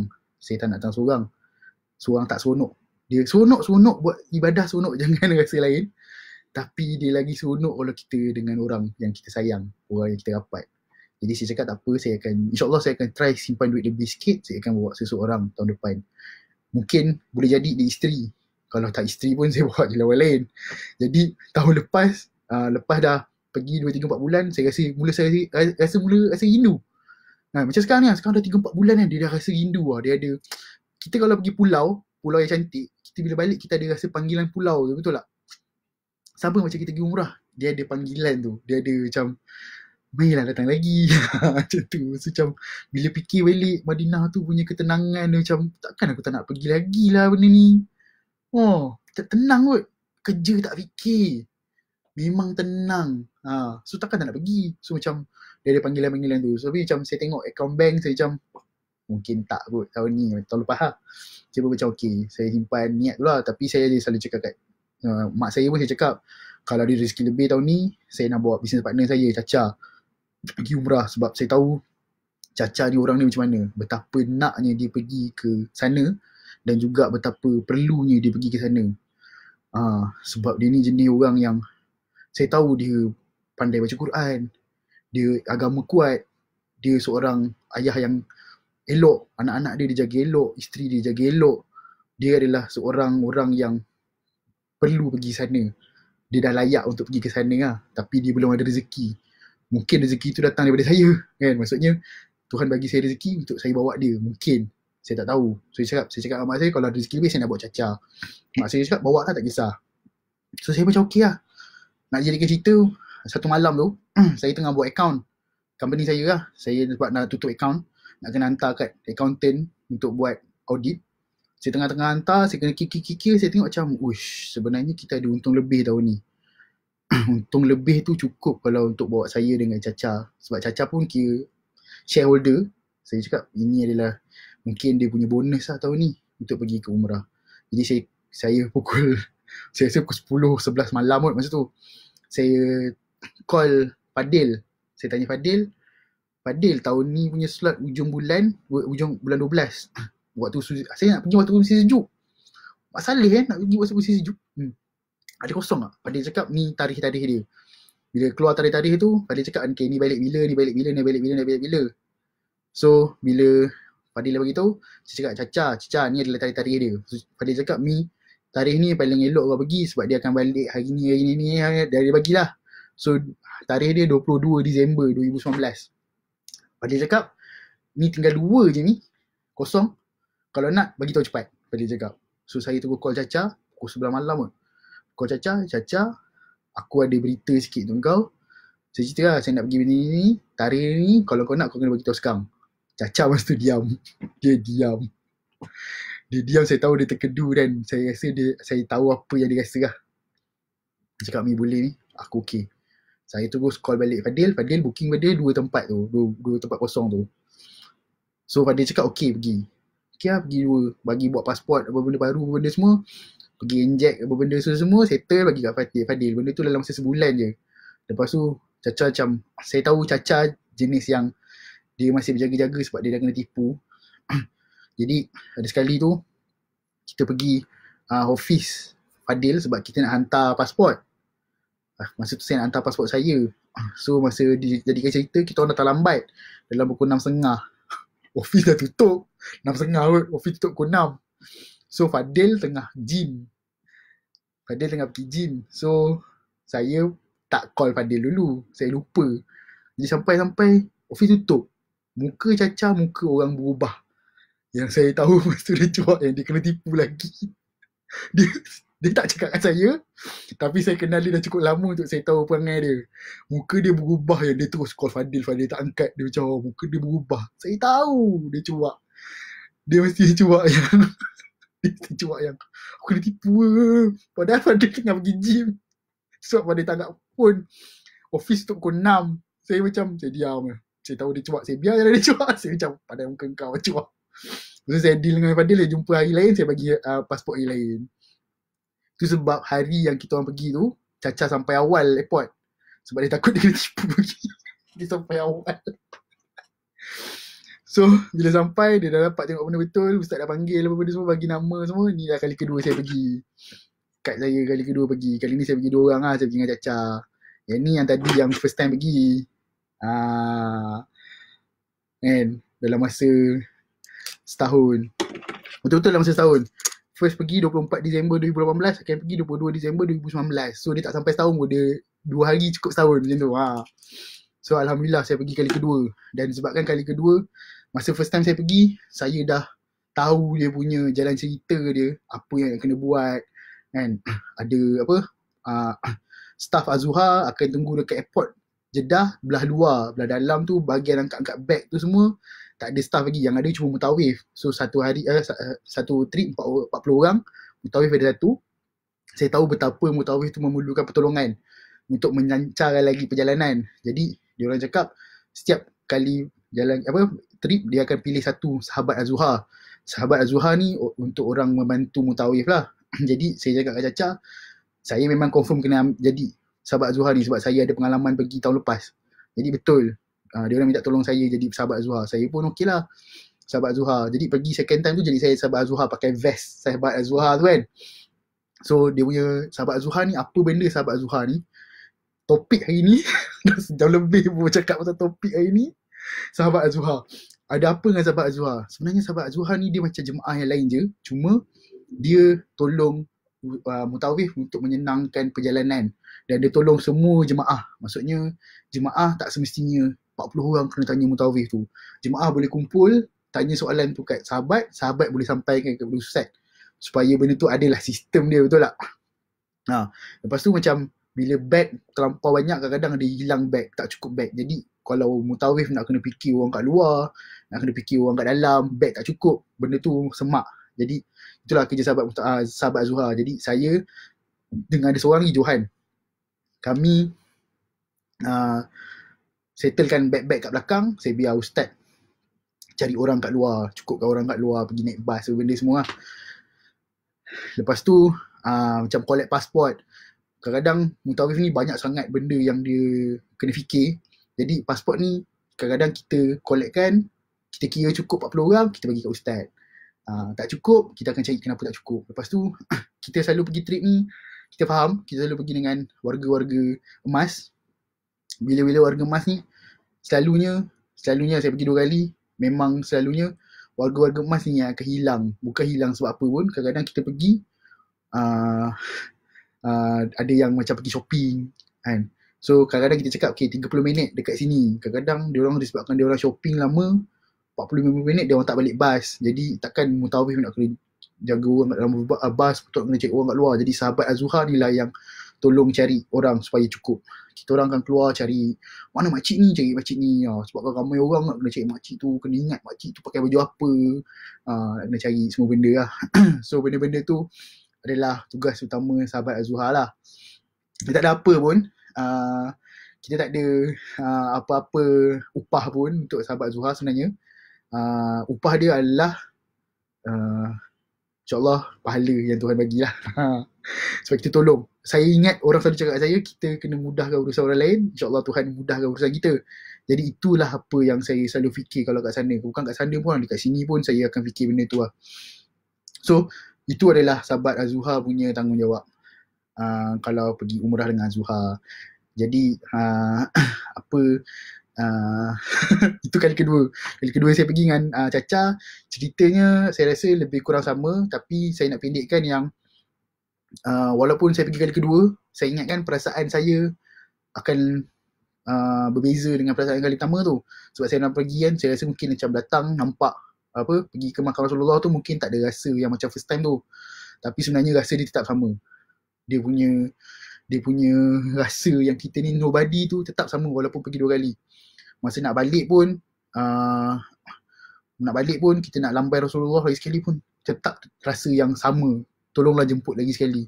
Masa kita sujud dekat Raudah pun kita tetap rasa yang macam first time. Benda tu tetap sama rasanya. Dia tak ada berubah. Pergi ke Mekah nampak Kaabah, tetap sama rasa dia. Macam rasa dia tetap sama. Nak balik, nak tawaf wadak lagi sekali pun rasa dia tetap sama. Benda tu tak ada berbeza. Masa tawaf wadak tu saya ingat saya pergi dengan Abang Nazar, dengan Abang Man. Kita pergi dengan Caca 4 orang, dengan isteri juga, isteri Abang Caca, Abang Man dengan Abang Nazar. Kita pergi 6 orang. Saya ingat, masih segar dalam ingatan saya, yang Abang Nazar pun turut menangis masa tawaf wadak tu.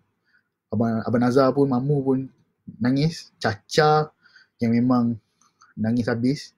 Sebab kita semua tahu yang susah nak pergi umrah ni, yang ada pelbagai rintangan dia, ada pelbagai cabaran dia. Abang Mamu dulu pernah pergi sekali, lepas tu 10 tahun kemudian baru dapat pergi lagi sekali. Abang Nazar pernah kena tipu, last dapat pergi. Caca pernah kena tipu, last dapat pergi. Saya pula bertuah 2 tahun 2 kali dapat pergi. So pelbagai cerita, tapi tetap sama rasa dia. Rasa dia tetap nak pergi lagi sekali. Semoga Tuhan murahkan rezeki, limpahkan rezeki supaya kita ni dapat pergi lagi sekali. Itulah kita punya rasa masa tu. Jadi saya pula jenis yang saya selalu balik cerita kat kawan-kawan. Saya cakap tolonglah kawan-kawan saya, kawan-kawan rapat saya, kena pergi benda ni kena pergi.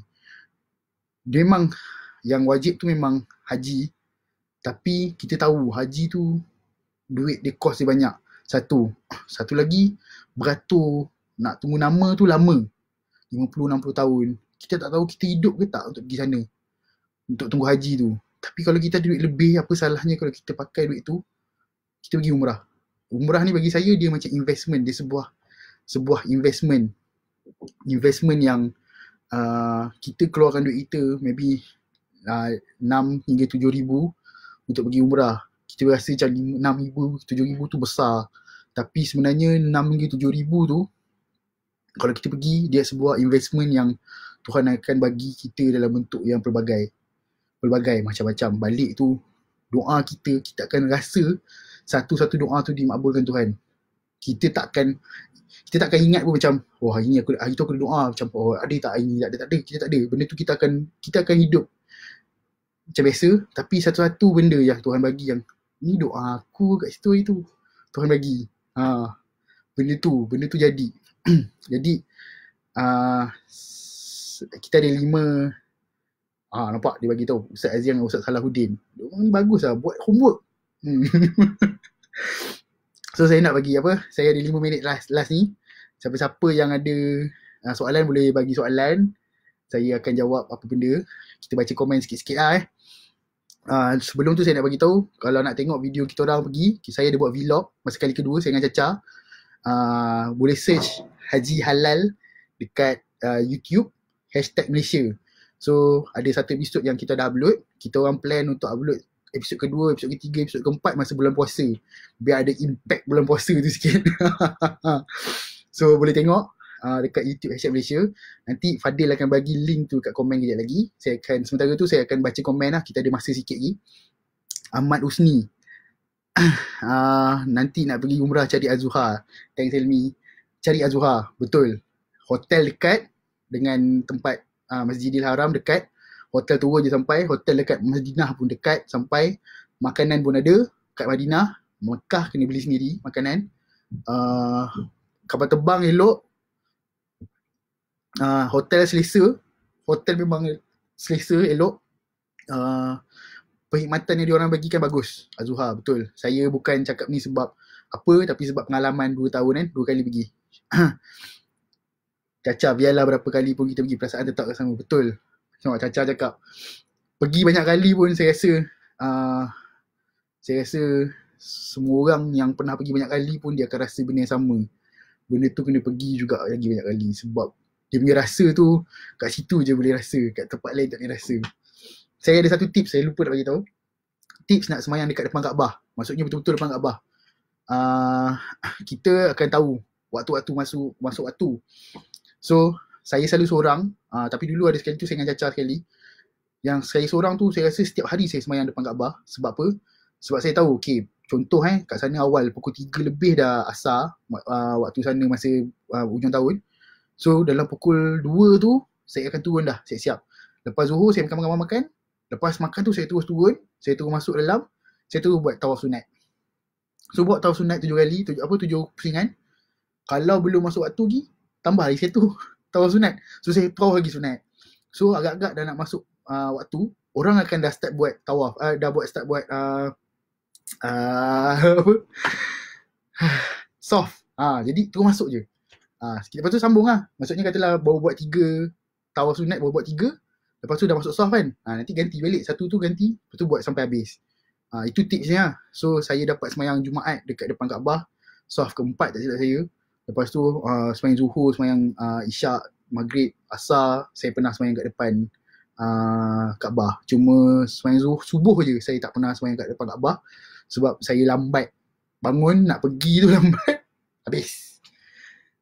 Kita semayang kat luar je. Jadi itu tips dia kalau nak pergi semayang depan Kaabah. Rasa semayang depan Kaabah ni rasa dia lain sebab kita tahu kita sujud betul-betul depan Kaabah.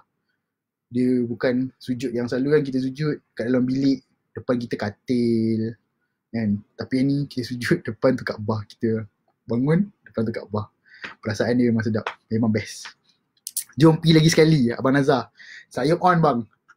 InsyaAllah. Kalau nak tahu ni saya susah sebab kita pun tahu COVID ni kita tak tahu. Saya harap virus ni boleh hilang cepat supaya Mekah dengan Madinah ni dibuka balik untuk semua orang datang. Supaya semua orang ada, mungkin ada yang dah start bayar untuk pergi umrah, dapat pergi umrah tahun ni. Kalau tak dapat tahun ni, insyaAllah tahun depan kita boleh pergi. Saya harap sangat kita semua dipanjangkan umur dan dimurahkan rezeki untuk dapat pergi lagi lah. Saya dan kalau boleh pergi, kalau lepas ni saya nak juga pergi dengan kawan-kawan. Saya tak nak pergi seorang-seorang. Sebab saya tahu perasaan pergi dengan kawan ni dia seronok sebab kita jatuh bangun sama-sama. So bila kita pergi tu dia macam satu, orang kata, makna lah yang lain. Macam aku dengan dia susah sama-sama, macam dengan Caca kan. Saya dengan Caca macam-macam, kita orang kena berhenti kerja. Bukan berhenti lah, saya dengan dia berhenti kerja. Lepas tu semenjak berhenti kerja tu kita orang struggle. Gaji bulan-bulan ada tak ada.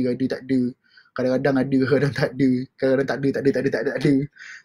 So struggle tu ada. Lalas kita dapat pergi umrah sama-sama. Benda tu bagi saya kejayaan lah dalam hidup saya. Haji Halal, itu dia link video Haji Halal Azuhar dah bagi 24 jam Shah Alam ke Madinah. Tu Caca lah 24 jam. Saya tak sampai 24 jam, saya 20 kot sebab saya datang lambat kan airport. Mamu yang bawa kopiah banyak, betul. Abang Mamu ni saya tak sangka dia seorang yang bawa kopiah banyak. Dia style, dia dah tua. Umur dia 50 lebih 60 kot. Tapi dia style yang dia ada gaya dia. Setiap gaya dia kena pakai kopiah yang lain. Sebab kena dengan baju dia. Dia tak boleh kopiah kali lain dengan baju kali lain. So benda tu adalah benda yang saya jumpa orang dekat sana yang lala dia jadi macam saya boleh anggap dia sebagai keluarga juga. Kenal kat sana sampai sekarang pun kita rapat. Macam tu lah. Doakan saya nak bawa isteri, insyaAllah jom pergi sekali dengan saya. Caca semalam kemarin dia live, dia lupa nak beritahu yang dia nak cari dalam 35 orang yang nak pergi sekali dengan dia lagi sekali. Supaya dia nak kalau boleh 40 orang dalam satu bas tu adalah kawan-kawan dia ataupun orang yang dia kenal yang pergi umrah sama-sama. So dia punya cita-cita yang dia selalu cerita kat saya, Dia tak nak jadi mutawif. Akan ada mutawif tapi dia nak bercerita kat orang. Dia nak macam sampai dekat satu tempat tu, dia nak macam dia ada yang cerita. Mutawif baca doa, dia nak cerita. Dia itu adalah impian Caca. Dia nak cerita. Jadi first time hari tu dia pergi dengan saya, mungkin tempat tu masa tu dia pergi untuk belajar. Kali next ni dia nak cari 40 orang ni dengan keluarga dia lah. Dalam 35 orang dengan keluarga dia masuk, pergi. Dia kat dalam bas dia akan cerita benda-benda yang dia nak cerita. So dia akan ada masa dalam setahun ni untuk dia belajar dan dia simpan duit. So siapa-siapa yang nak pergi dengan Caca boleh juga pergi dengan Caca. Simpan duit daripada hari ni. Mungkin boleh pergi tahun depan. Sekarang Azuha ada promotion 0 deposit. Kalau nak booking, korang boleh booking sekarang. Tak payah bayar apa-apa. Bayar kemudian, tapi booking je sekarang, 0 deposit. Kalau nak apa-apa maklumat lanjut, boleh contact Azuha. Terus boleh contact Fadil. Ataupun kalau siapa-siapa kawan saya yang nak, boleh bagi tahu saya akan bagi nombor telefon Fadil dekat korang. Macam itulah. Abang pergi tahun lepas mutawif Ustaz Niza, terbaik. Saya ada nampak juga orang-orang lain pergi yang mutawif yang menangis-nangis cerita. Benda tu bagi saya impact lah. So kalau siapa yang dapat macam tu, saya rasa korang rasa bertuah. Beruntung lah sebab tak semua orang dapat rasa macam tu. Sebab impact dia lain. Sebab kita bila pergi tempat tu, kalau kita tak tahu cerita, kita tak tahu cerita. Benda tu rasa biasa je. Tapi kalau kita tahu cerita, kita tahu impact cerita tu macam mana, jadi kita akan rasa macam, bestnya benda ni. Kita akan rasa. Jadi benda tu, dia punya maksud dia akan rasa mendalam. So bila kita pergi tawaf, kita akan rasa lain. Benda tu adalah dia punya impact dia. InsyaAllah, semoga Allah SWT pudahkan segala urusan tuan. Jangan lupa pilih Azuha lagi. InsyaAllah memang saya tak akan pilih orang lain. Saya akan pilih Azuha insyaAllah. Saya jenis manusia yang paling simple. Dah tahu satu tempat, saya pergi satu tempat je. Pergi tempat lain dah. Settle masalah. Konten yang sangat menarik. Alhamdulillah. Terima kasih kalau semua orang rasa konten saya seronok. Saya cerita apa yang saya rasa je. Episod kedua Haji Halal. Macam saya cakap tadi, bulan puasa insyaAllah. Saya slow-slow lah edit. InsyaAllah simpan duit tahun ni. InsyaAllah boleh. Husni, saya kenal Husni, dia banyak duit. So satu nasihat saya kat kawan-kawan saya yang banyak duit, yang ada duit.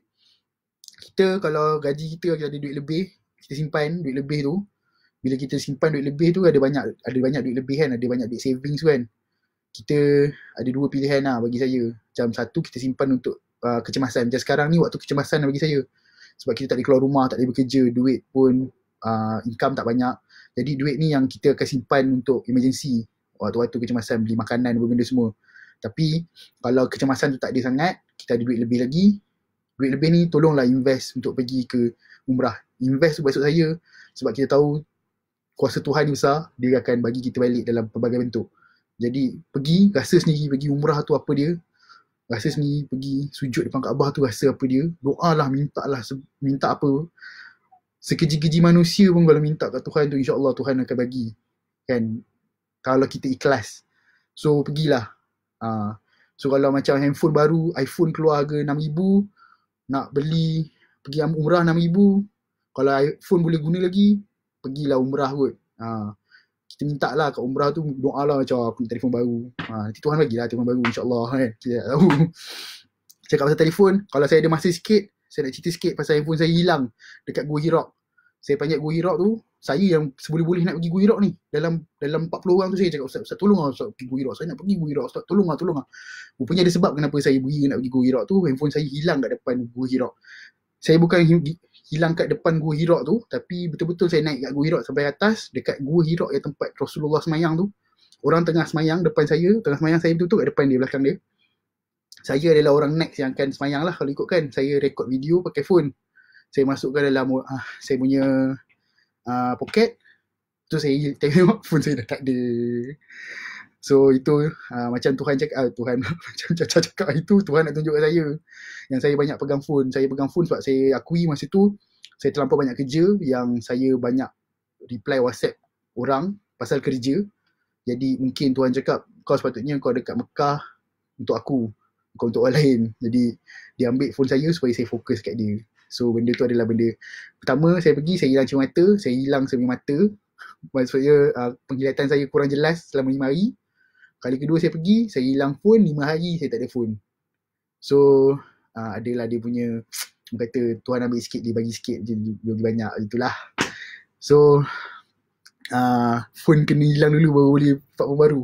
Betul? Manfaatkanlah duit yang kita ada, sebab kita tak tahu apa yang berlaku esok. Saham akhirat insyaAllah berbalik untuk kita semua. Betul. Jadi saya dah, kalau tak ada apa-apa lagi komen ataupun soalan, ataupun saya tak tahulah, mungkin komen keluar banyak ni kot, ataupun banyak komen saya tak tahu. Saya pun tak tahu berapa banyak view sebenarnya benda ni, tak tunjuk. So dah sejam 40 minit.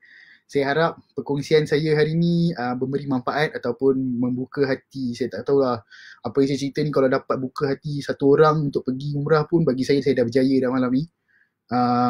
Saya harap Azuha akan terus berkembang maju dan juga memudahkan urusan ramai lagi orang untuk pergi umrah. Kawan-kawan saya yang ada dalam ni, saya doakan, kalau bukan kawan pun, saya doakan siapa-siapa yang teringin nak pergi, saya doakan Tuhan akan bagi korang semua rezeki yang banyak. Dia akan bukakan seluas-luasnya pintu rezeki untuk korang pergi sana. Jangan bila Tuhan dah bukakan pintu rezeki, korang dah niat nak pergi sana, korang pergi beli handphone baru. Jangan. Tak baik. Janji dengan Tuhan tau. Sebelum saya akhiri saya punya live hari ni, saya dapat info daripada Fadil petang tadi. Fadil cakap ada sahabat dia yang juga merupakan bekas jemaah Azuha juga, Encik Jamaluddin Ahmad dan Farizal Jamaluddin, disahkan positif COVID-19. Ayahnya Encik Jamaluddin akan discharge esok insyaAllah. Dan anak dia Farizal masih dalam kuarantin di Hospital Sydney River lagi seminggu. Mohon semua yang ada di dalam live boleh sama-sama doakan semoga kedua-duanya sihat dan selamat dibebaskan dari penyakit tersebut insyaAllah. Dan juga saya doakan semoga kita semua yang ada malam ni semua dijauhi dengan virus dan terus hidup sihat, dan semoga virus ni hilang cepat-cepat, semoga kita semua boleh kerja cepat-cepat, kita boleh dapat balik gaji kita secara elok dan kita boleh teruskan kehidupan kita. Saya dah cakap, saya rasa semua benda saya dah cakap. Jadi saya nak akhiri benda ni semua dengan lagi satu, temui lagi dalam episod 17 esok dengan puas yang lain, iaitu Ustaz Abdul Hadi Abdul Rahman, merangkap CEO Azuha. Lagi bagus kalau hang boleh bagi doa penutup bazir. Kalau tak tahu, tasbih kifarah pun okey. Saya malu nak baca doa. Jadi semoga sama-sama kita bermanfaat malam ni. Alhamdulillah saya dah dapat cerita sejam 40 minit. So kita akan jumpa lagi. Kalau ada apa-apa nak tanya saya, boleh add saya as friend Muhammad Zuhelmi, ataupun boleh follow saya kat Twitter atau Instagram Elmi Elmo. Boleh tengok hashtag Malaysia punya video YouTube. Itu je lah kot. Assalamualaikum warahmatullahi wabarakatuh dan selamat melakukan ibadah insyaAllah. Amin.